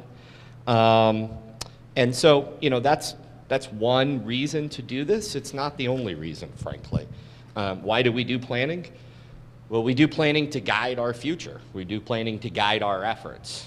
And we attempted to create a plan that's not just a pretty document, although I think it is a pretty document, but we attempted to create a plan that was a sort of guide for our own efforts, and a sort of guide for how do we get from point A to point B. And so it's not a plan that's designed to, you know, be a marketing tool. It's not a plan that's designed to sit on a shelf. It's a plan that's designed to help us through the next 5 years of the Park and Recs Commission's iteration. And just as a sort of side note of master planning, that's what master planning should be. That's what planning really is all about. What are the things that we thought about when we created this plan? One is to create an achievable vision. So, you know, what does that mean? It means that we have scarce resources. We don't have any money. Parks and Rec Commission is a sort of grassroots, all-volunteer organization for the most part with no money. And sorry, I've just realized that I apologize if I'm sort of talking to the board and not turning around every once in a while, but so apologize to the audience. So it's scarce resource. It's organizational capacity. We don't have a lot of it, frankly. I mean, we are building it probably faster than any other group that I know of, sort of governmental entity group associated with Northfield Township. We're building it fast. But the reality is it's still limited organizational capacity. And we have a grassroots beginning. You know, it's an all-volunteer effort. And so how do we create a real achievable vision with all of these sort of real constraints?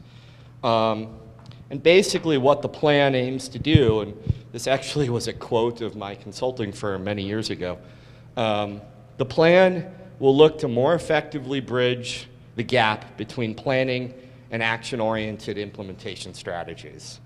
So really what this is it's to help us go from point A to point B, and point B to point C. We had some guiding principles on the plan itself. So when we were thinking about the community, there's some real issues, there's some real concerns, there's some real divisions, there's some real complicated issues that exist in Northfield Township. And so what were our guiding principles and questions with related to Parks and Rec planning in Northfield Township? One is that we wanted to make sure that everyone was represented. Now, we obviously can't talk to everybody, and we can't have perfect public participation where everybody is represented, but we wanted to do everything we can to ensure that we have the dialogue related to all of the groups that we see, identify, understand in the community, and all of the issues. We also wanted to recognize that we exist in a regional context, which means that we have tremendous amounts of recreational resources throughout this area. We have amazing park system through the metro parks. We have the city of Ann Arbor that provides one of the, I'll just say for myself, one of the coolest water features and amenities that are around, with the rapids, and you can go through the rapids and down the river. We have Brighton, which has tremendous assets, Mill Pond, and all of the things that are around us. And so when we think about Parks and Recreation planning, we shouldn't just think, well, we don't have it, so we need it. We talk about Whitmore Lake, and we say, people say, well, we need public access to Whitmore Lake. Well, we may need a park, but we have a boat launch. That boat launch exists in Green Oak Township. It doesn't exist in Northfield Township, but it is available to our residents. And so that's a small sort of microcosm of the bigger question of what are we looking at when it comes to Parks and Rec planning, and where are the opportunities and things that we need, and are we overlapping with what already exists in the regional context? So the regional context is quite important. Natural features. Many people in the audience have been saying this for years. Northfield Township is beautiful. Our natural features, not only people in the audience, I just wanted to kind of acknowledge that, but people on this board and everywhere have been indicating that Northfield Township is a beautiful place. And so how do we capitalize on that? Scarce resources, we've talked about that. Historical desires versus economic realities. We've talked about, and this is an issue that garnered a great deal of discussion. We've talked about wanting a lakefront park. A lot of people in this community have discussed it. A lot of boards have discussed it. Is it realistic? Is it economically viable? Is it economically feasible? And so all of the things we want, we should maybe get off the topic of a lakefront park and think about, let's say, a trail system. Trails are millions and millions of dollars, okay? One trail could easily run over $1 million. Where do we get those dollars? How do we fund those projects with a Parks and Rec Commission that has no money? So what is the historical desires versus the real economic realities? And so when we started talking about all this, and we started talking about what do we want and what assets do we have, what we realized was, even though that boards and commissions and the Parks and Rec Commission had been discussing this for many, many years, and that what we could have done was just taken the old Parks and Rec master plan and just repurposed it. What we realized was that that wasn't going to work, because it really wasn't a valuable document, because amongst the Parks and Rec Commission, we were debating all of these issues. We didn't have consensus. And so if we didn't have consensus as a group, how could we expect that those documents that came before us and the information that preceded us, that there would be consensus? And so we said to ourselves, instead of just taking the old plan and repurposing it, let's create a new plan. Let's create the new 5-year vision and start fresh. So how did we do that? We essentially did a lot of SWOT analysis, not perfect SWOT analysis. It wasn't, what sort of academics believe is the perfect way of doing a SWOT analysis. It was a bastardized version of SWOT, which is, to try to figure out what are your assets, what are your strengths, what are your weaknesses, what are your threats, and how do we create projects and guiding principles out of those. So we did various visioning sessions with Parks and Rec. We did various visioning sessions with the Board of Trustees. We talked to a lot of folks in the community. We had community participation. And in that community participation, we focused on the idea that you don't just plan because we think an idea is great. We don't just, for example, I may be jumping all over the place here, so if you have any questions or just want to take me back in a different direction, please let me know. But let's say we send out a survey and we ask people, do you want a skate park? Or do you want a new trail system throughout Northfield Township? What's the answer going to be? Well, yeah, of course we want that. Why wouldn't anybody want that? Everybody wants that. But who's going to fund it? What are the real economic realities? What is the trade-off between what you want and what you can pay for, and what you have the capacity to implement? And so what we did was we created essentially a monopoly game that looked at providing, during the participation component, that looked at providing individuals and the community with a sense of resources to say, here is some money, here are some resources, what would you spend that money on to get at this idea of scarce resources? We looked at the issue of status quo versus change. I mean, there are a lot of people in this community that would say there's a tremendous amount of recreational opportunity.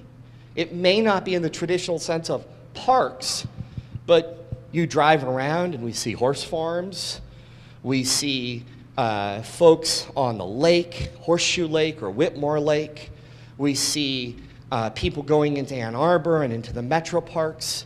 We see a tremendous amount of recreational assets, and the question becomes, and there is a question of whether or not we need to do anything, okay? And you always should be asking that question. So we had the question of status quo versus change. We looked at the community and the descriptions of the community, and you know, what we on the Parks and Rec Commission came to realize, and I think there are a lot of people in this community that realize it, know it, is that we are not one community.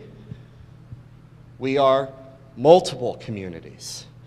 We have different groups of people with different needs and different desires and different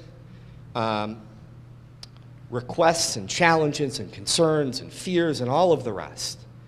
And we had to acknowledge that, because we can't plan effectively for Parks and Rec planning without acknowledging that. So what did we do? We came up with sub-areas. Now, is this the sort of preeminent determination of all the sub-areas within Northfield Township? Absolutely not. But what we did was we said, okay, there's a rural sub-area. You could argue that there are multiple rural sub-areas. But for purposes of our plan, we had a rural sub-area. We had the hamlet area. We had the folks that live in and around Whitmore Lake that have access to the assets and recreation of Whitmore Lake. And we talked about school districts. We have 4 distinct school districts in Northfield Township: Ann Arbor, South Lyon, Dexter, and Whitmore Lake. We looked at demographics. We always look at demographics, but we tried to look at demographics from this perspective of, is there something that demographics are telling us that can inform our decision making as it related to Parks and Rec? Okay? So we didn't just look at the demographics to say, okay, here are the demographics of Northfield Township, it's in the document, let's move on. Right? That's not good planning. So we looked at the demographics. And through all of that, as we were going through this process, we created a list of guiding principles. And one of the things that I think it would be helpful to just point out is for you all to look at the guiding principles before I move on to the next section. Guiding principles, the first mention of the guiding principles are on page 16 of the plan. I'm going to read them. I know I'm coming into my 20 minutes, so maybe I'll need 30. The township should act as a common area for information on Parks and Rec programming and projects. That's one guiding principle. Another guiding principle, given our proximity to recreational assets around the region and the various opportunities present in Northfield Township, marketing and promotional materials should represent Northfield Township as an area of an abundance with assets. Talks about marketing Northfield Township as a highly recreational area and natural beauty, that we should create better linkages between the library, the schools, and the hamlet, create better pedestrian bicycle pathways, promote a trail system, focus on opening up Whitmore Lake to the public by creating a public access point or a lakefront park. And really what we meant there was a lakefront park. We have a public access point, but we don't have a park that somebody can enjoy the lake. Focus on physical assets in the hamlet area. You know, we talk about Northfield Township, we talk about parks. Are we talking about urban parks? That we should be the leader in creating coalitions between different entities with related parks. That we should utilize existing assets that we already have. That we should coordinate with other entities and institutions. That we should focus on developing passive opportunities and trails and picnic areas. And we should focus on developing recreational assets such as BMX parks and frisbee golf and bocce ball courts, etc. Those are the guiding principles that came out of all the work that we did. The work that the Parks and Rec Commission did, the work that the Board of Trustees did, and all of the community input that we had. And we use those guiding principles in each step of the plan moving forward. So,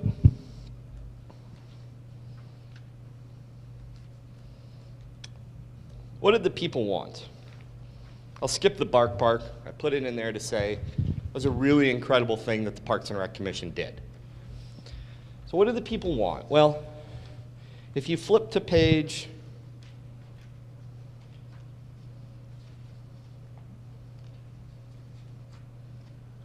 see, it's in the 30s or 40s.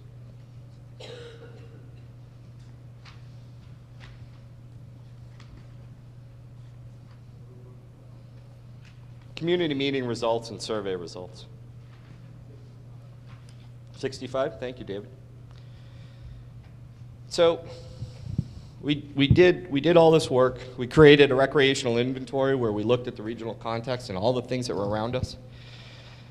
And we did some outreach. We did some community meetings. We tried. I will admit that we didn't have the greatest participation. There was some debate as to what that meant, actually.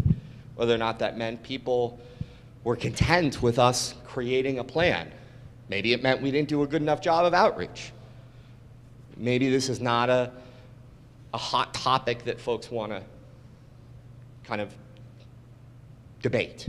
I don't know, but we didn't have the greatest participation. We sure did a college-level effort and try to promote it. We had signs in the 4th of July parade, put it on the website, we sent out emails, told people about it, did all kinds of things to try to get people out there. And we have some interesting, analysis of what the people wanted. On page 63, we look at the results of the community meeting that we did where folks had to take money and actually buy assets.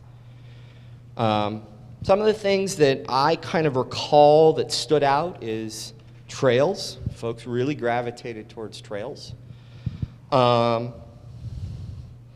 you can see that of what folks really wanted.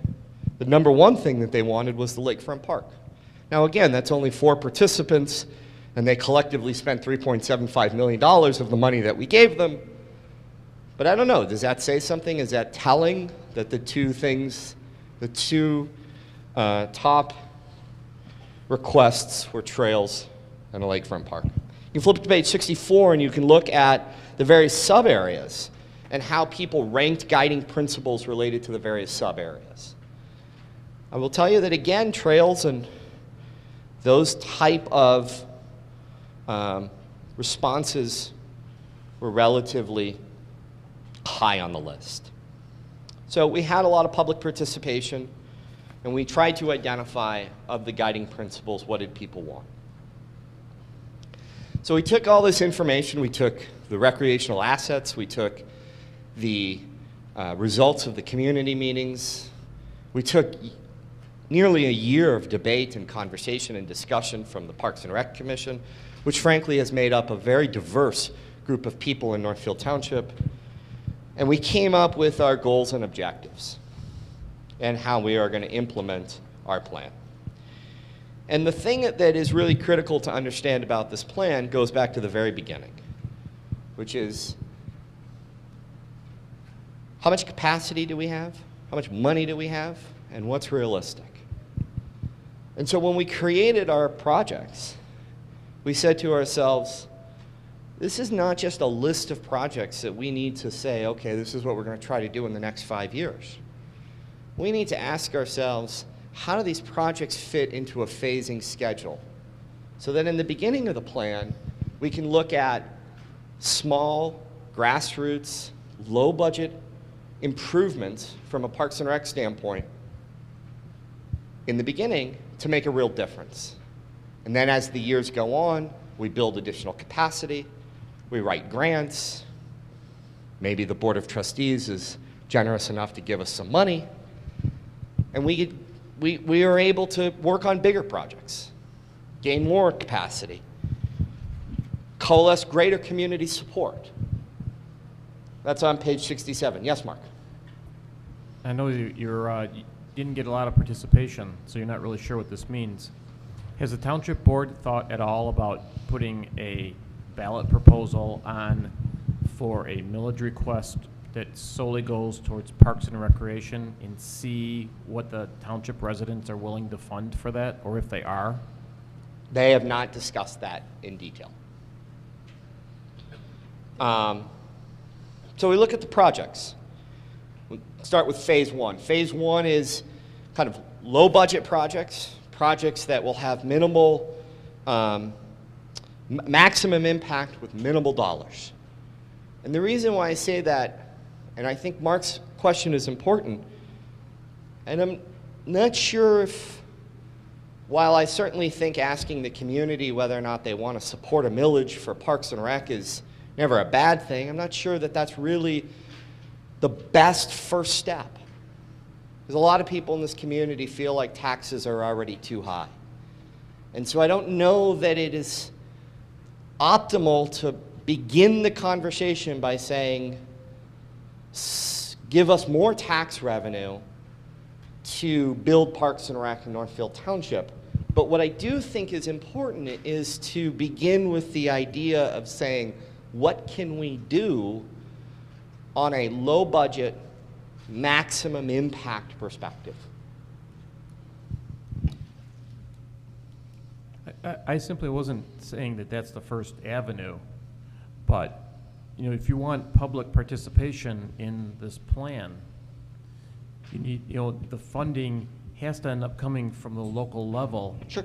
Because otherwise they're not actively participating in it. So I mean, you can get grants to do all these things, and you're spending money to do these things.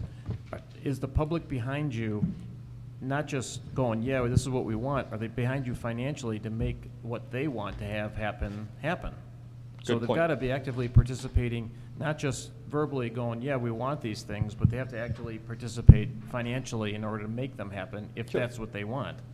So I would think that it's not a first step to ask them to fund it or not fund it. I think it's a good way in order to find out if there's actually a support to actually have the majority of the residents behind a plan like this. Sure.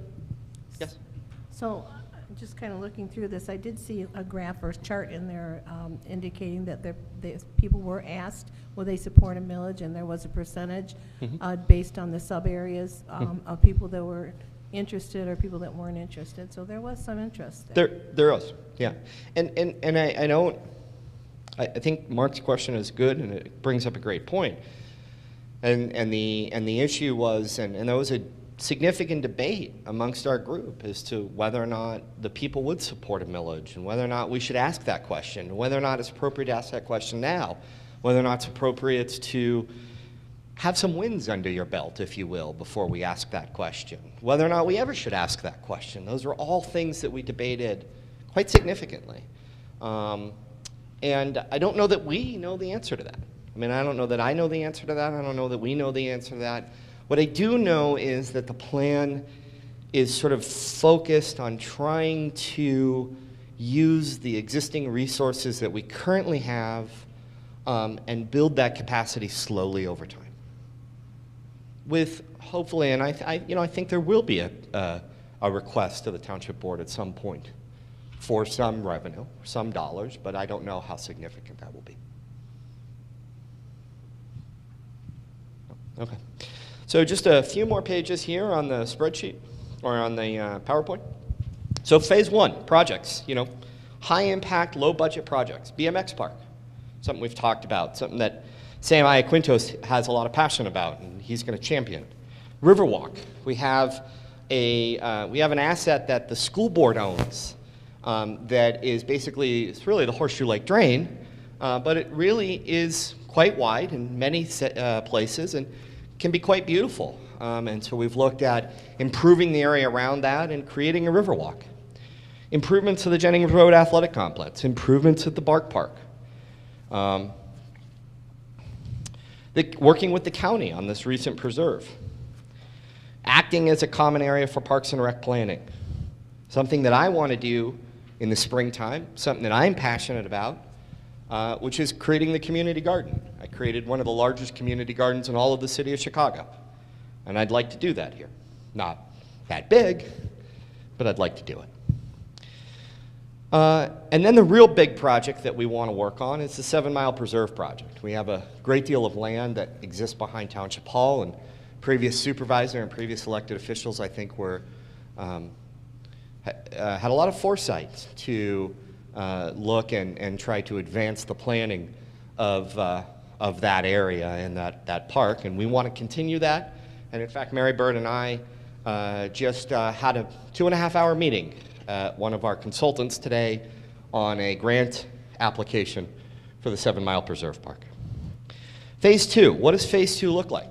Well, Phase 2 looks exactly somewhat to Mark's point, is thinking more deeply. Phase 2 is the second and third year of the plans.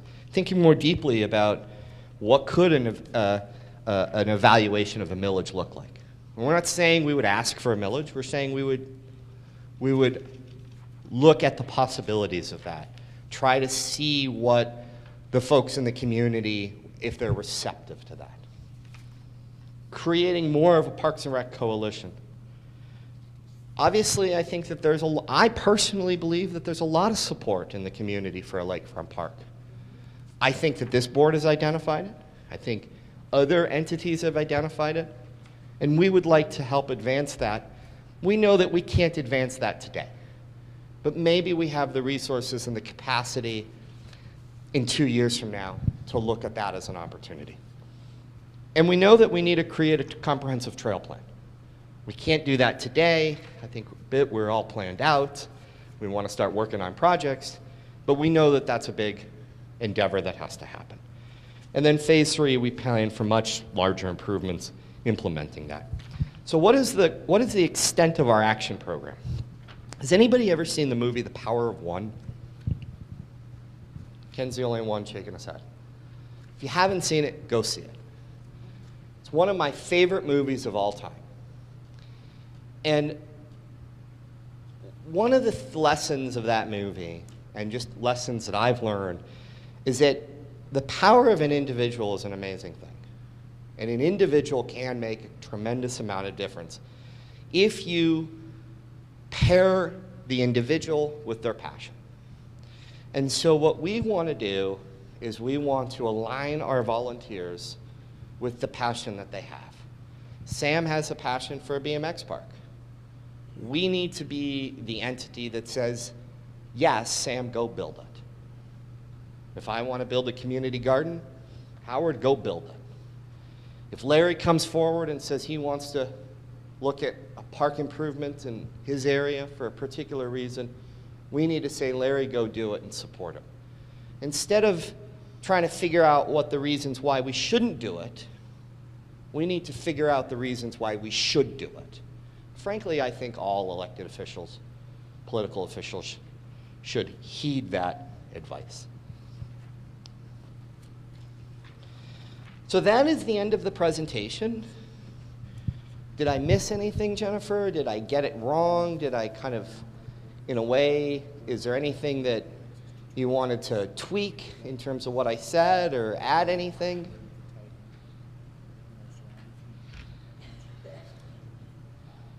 I know you can't, you know, it's tough, but.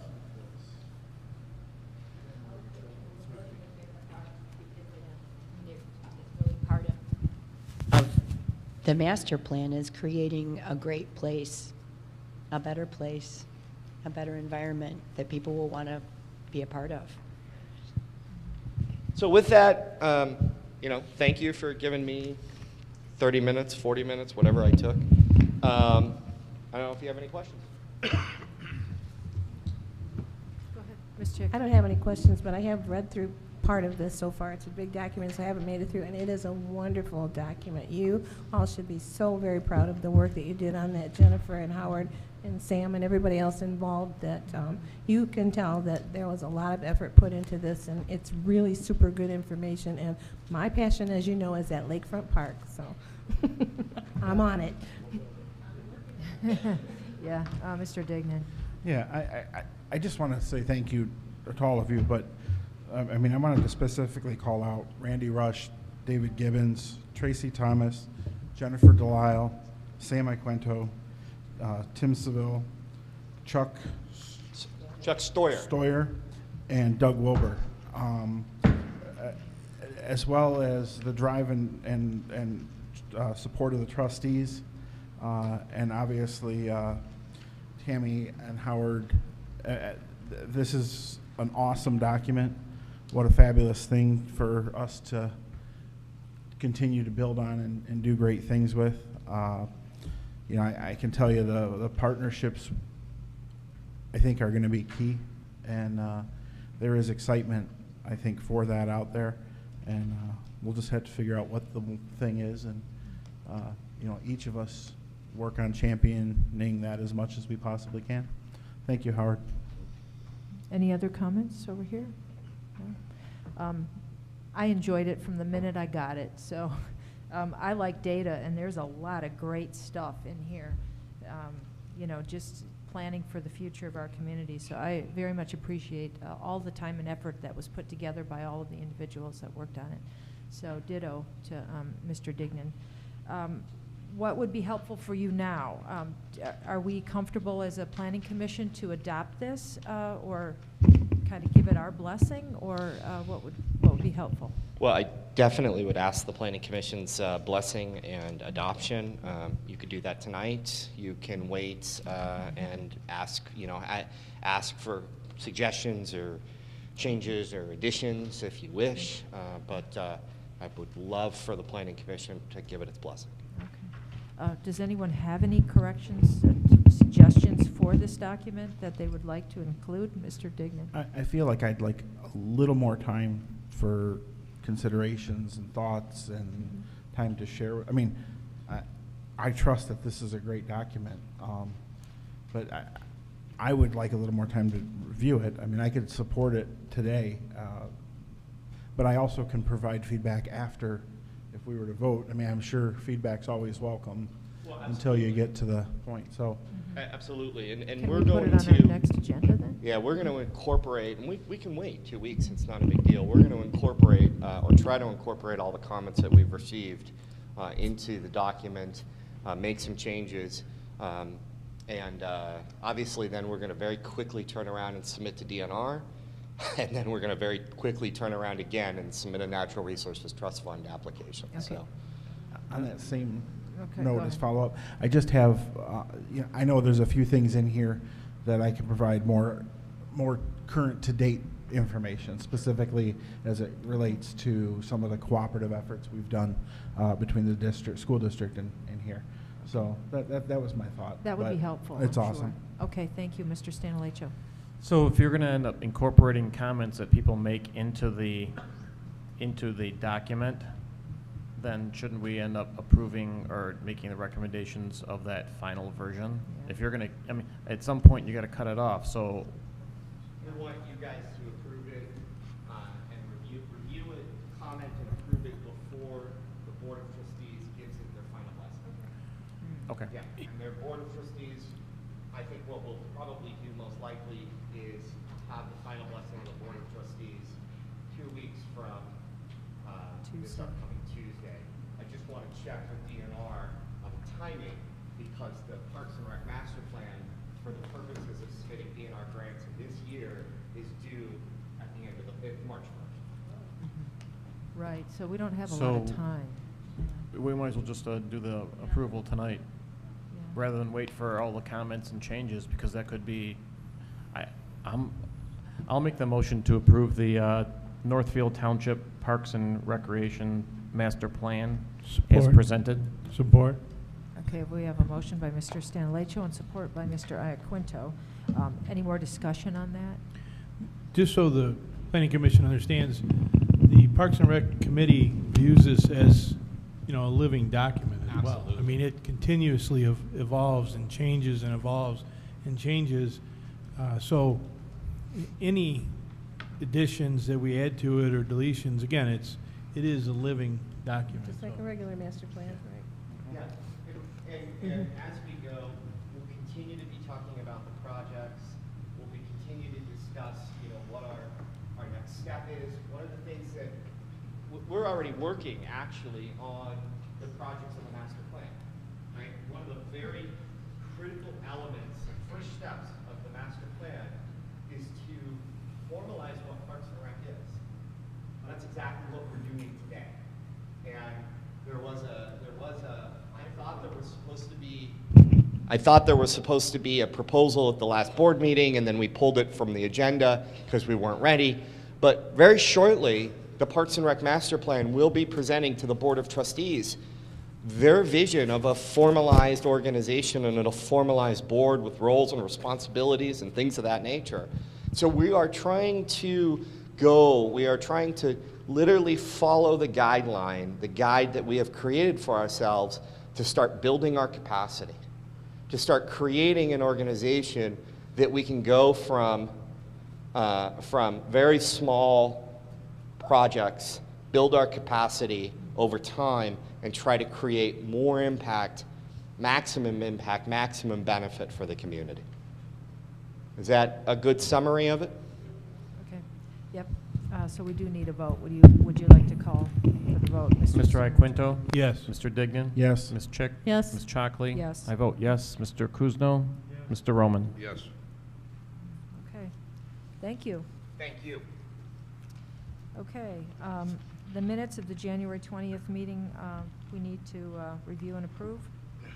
Anyone have any corrections to them? Nope, okay. Nope. Make a motion to adopt the minutes as presented. Support. Okay, we have a motion by Mr. Iaquinto and support by Ms. Chick to adopt the minutes as presented. Call the roll, Mr. Stanleycho. Mr. Iaquinto? Yes. Mr. Dignan? Yes. Ms. Chick? Yes. Ms. Chalkley? Yes. I vote yes. Mr. Kuzno? Mr. Roman? Yes. Okay.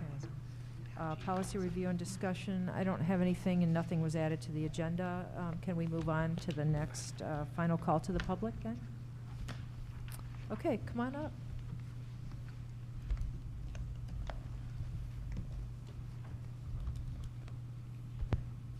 Good evening. Yeah. Got it? Yes. Good evening again. My name is Lenore Zelenak. I live at 14406 Mile. Madam Chalkley, I would like to thank you for serving as chairperson of the board, your professionalism, as well as inclusiveness. And I hope the next chair will do the same. Thank you. Thank you. Do we have anyone else who'd like to address us? Thank you.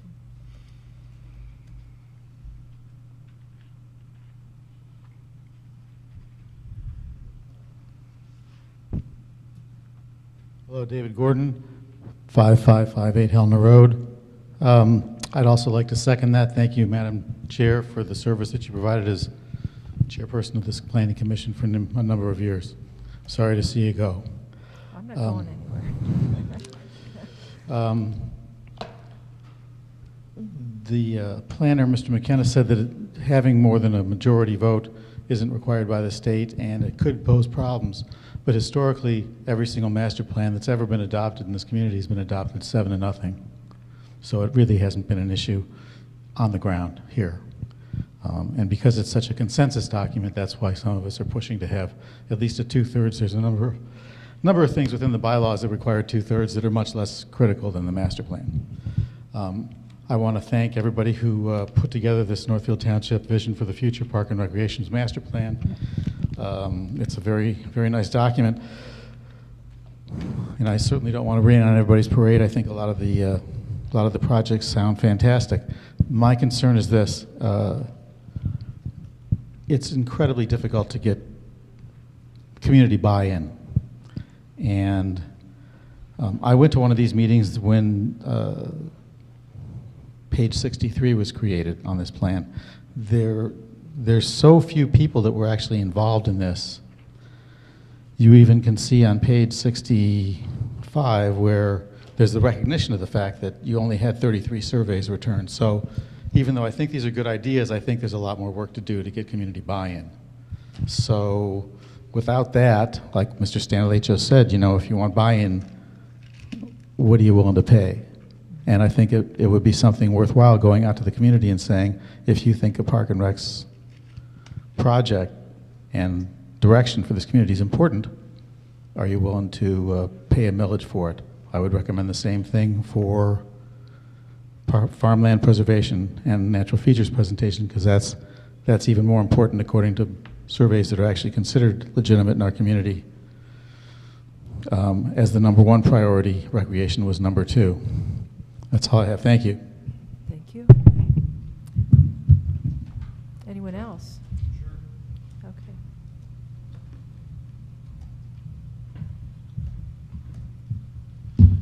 My name is still Craig Warburton, and I still live on Joy Road.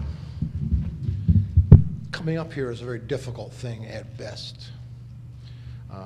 Having your letter dissected and not being invited back to the podium puts you in sort of a restrained position back there.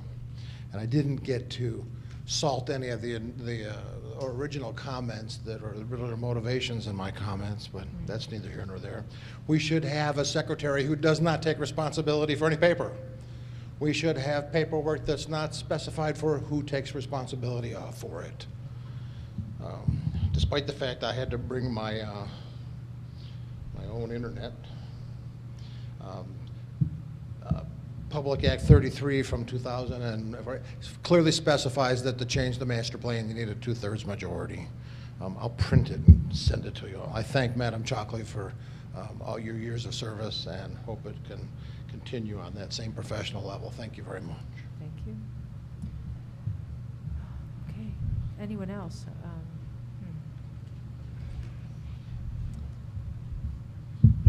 Jim Nelson, 7777 Sutton Road.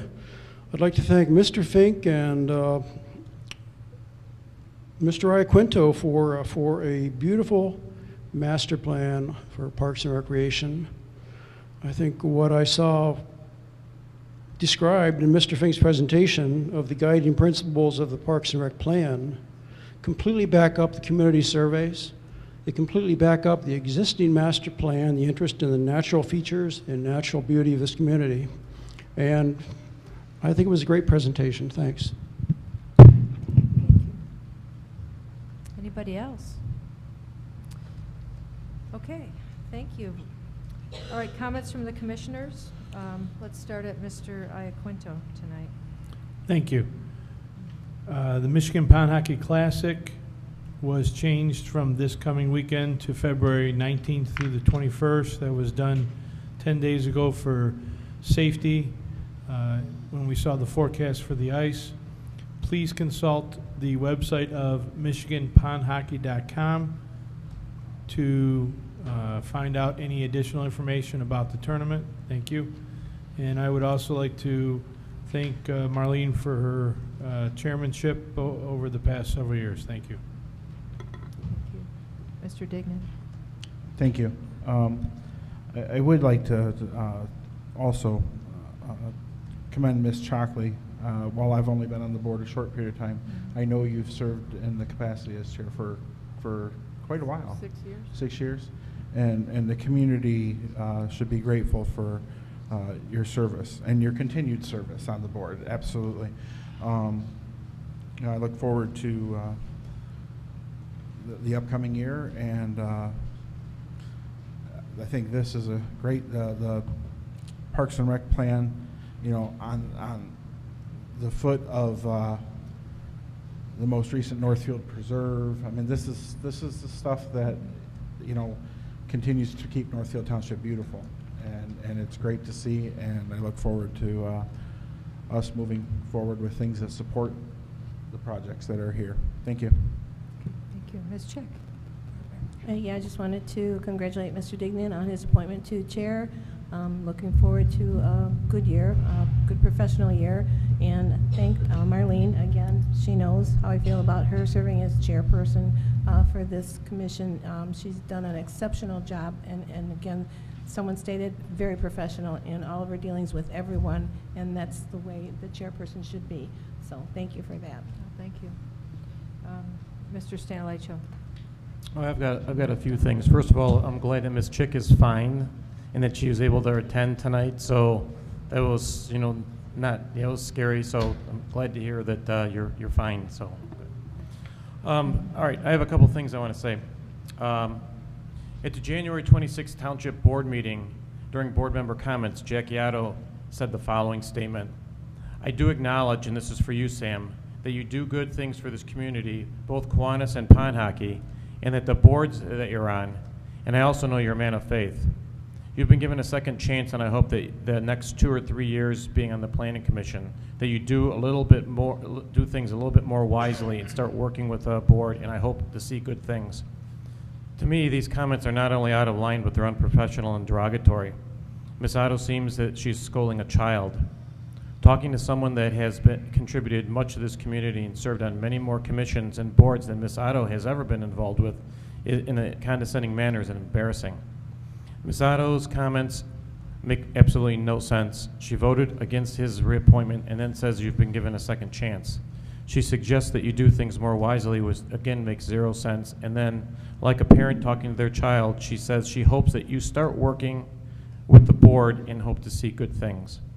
Ms. Otto, I would like to remind you that you are an elected representative of Northfield Township. You are not supposed to be talking to adults like children, especially to an adult that has shown that he can and does work with many, many people on many, many commissions and boards. And Ms. Otto, you owe Mr. Quinto a public apology for your comments, and I hope that you use the rest of your time on the board to learn the proper duties and responsibilities of an elected official. That's my first comment. My second comment. It said, it's come to my attention that Mr. Jim Nelson authors and manages a blog that he routinely criticizes and comments on activities of Northfield Township governmental departments and officials. He is expressing his First Amendment rights to freedom of speech, and I encourage that. Though I personally do not follow his commentaries, I was informed about some comments that he directed towards me and others that had been on the prior township board. Expressing one's opinions on subjects is great, regardless of whether or not it is in support or against, but blatantly fabricating facts and presenting false commentary is wrong and should not go unchecked. Mr. Nelson asserts in his blog that in 2012 that myself, Mr. Magda, Mr. Dockett, and Mr. Iaquinto stripped the then supervisor of her authority. That is a totally fabricated comment. The authority of the supervisor is granted by state statute. Essentially, the two main areas that are granted by law to the supervisor are the moderating of the board meeting and overseeing the assessing of property. There are several other minor duties dictated also, but absolutely none of those were ever stripped away. They simply couldn't be, which is why the comment is false. Mr. Nelson also asserts that 6 months after the 2012 board had sunk $3 million into long-term bonds, that the current board dumped them for a $280,000 loss. Again, this is a fabrication. The truth of the matter is that when it comes to township investments, that from 2010 through the end of our term, that the 4 board members mentioned above were trying desperately in order to find out where the township's investments were and how the money was being invested. Until 2010, not one time had the investment person that was monitoring the funds been brought before the board publicly to address how and where the township's investment funds were being managed. At no time during the 2010 through 2012 did the township board place any investments into long-term bonds. The actual blame for the loss of the funds actually goes into and falls into the laps of the board that was managing the township from 2004 to 2008. That board created an investment policy that allowed only one person to invest township funds. What we did in 2012, we did refinance the debt for the township hall to a much lower interest rates. Those were the bonds that we reissued in 2012, and they realized significant savings for the township. We as a board realized that having a township manager was imperative to the long-term monitoring of the township's finances and the consistent managing of township affairs, since it's been proven that people being elected for the first time to township boards have zero experience managing the affairs of a township. Who can forget Mr. Chicalla's tearful last meeting in 2008 when he stated that the township would be bankrupt, and this was after him being in charge of the township for 4 years. Mr. Fink, as township manager, we now have someone who can actually mind the store for all citizens. And I encourage Mr. Nelson to start fact-checking his comments, as I would hope that he actually wants to properly inform those who might view his comments and not purposely mislead them. And my final comment is we need to keep our men and women in uniform in our thoughts and prayers. They're the ones keeping us safe and allowing us to have this exchange of freedom. Thank you. Mr. Kuzno? No comment. No comment. Mr. Roman? I'd also like to thank all those involved with the Parks and Recs master plan. It's very good. And I'd like to thank Marlene for her service as chair. It was a vote that, believe me, I did not take lightly, and I hope to go in a positive direction for the remainder of the year. And Marlene will obviously still be contributing greatly to this body, so thank you. Thank you. Thank you, everybody. You know, it's like my demise, you know, or something, you know. No, you know, and I'm not going to, I don't hold stuff against anybody. I will be working hard, you know. We need to move in a positive direction in this community, and we have to put the past behind us and stop politics. It gets, the public doesn't need it, our citizens don't need it, and we don't need it. Let's just work together and produce a community that we can be proud of. And part of it is Parks and Rec is going on, and we've got a good future ahead of us. Let's just work together. And thank you very much for all the nice comments. It was unnecessary, but thank you. Mr. Dignan? I had one more comment. I wanted to thank Mr. McKenna. It's kind of your first meeting here with us. We do appreciate you coming. We look forward to working with you. But I neglected to say thank you for coming and how much I do look forward to working with you. Appreciate it. Thank you. Yep. He stood in well for Ms. Hodges. Thank you very much. Okay, our next meeting will be February 17th. It'll be a regular meeting here, and can I have a motion to adjourn? So moved. Motion by Mr. Dignan, support by Ms. Chick. All in favor, say aye. Aye. Anyone opposed? Okay, thank you.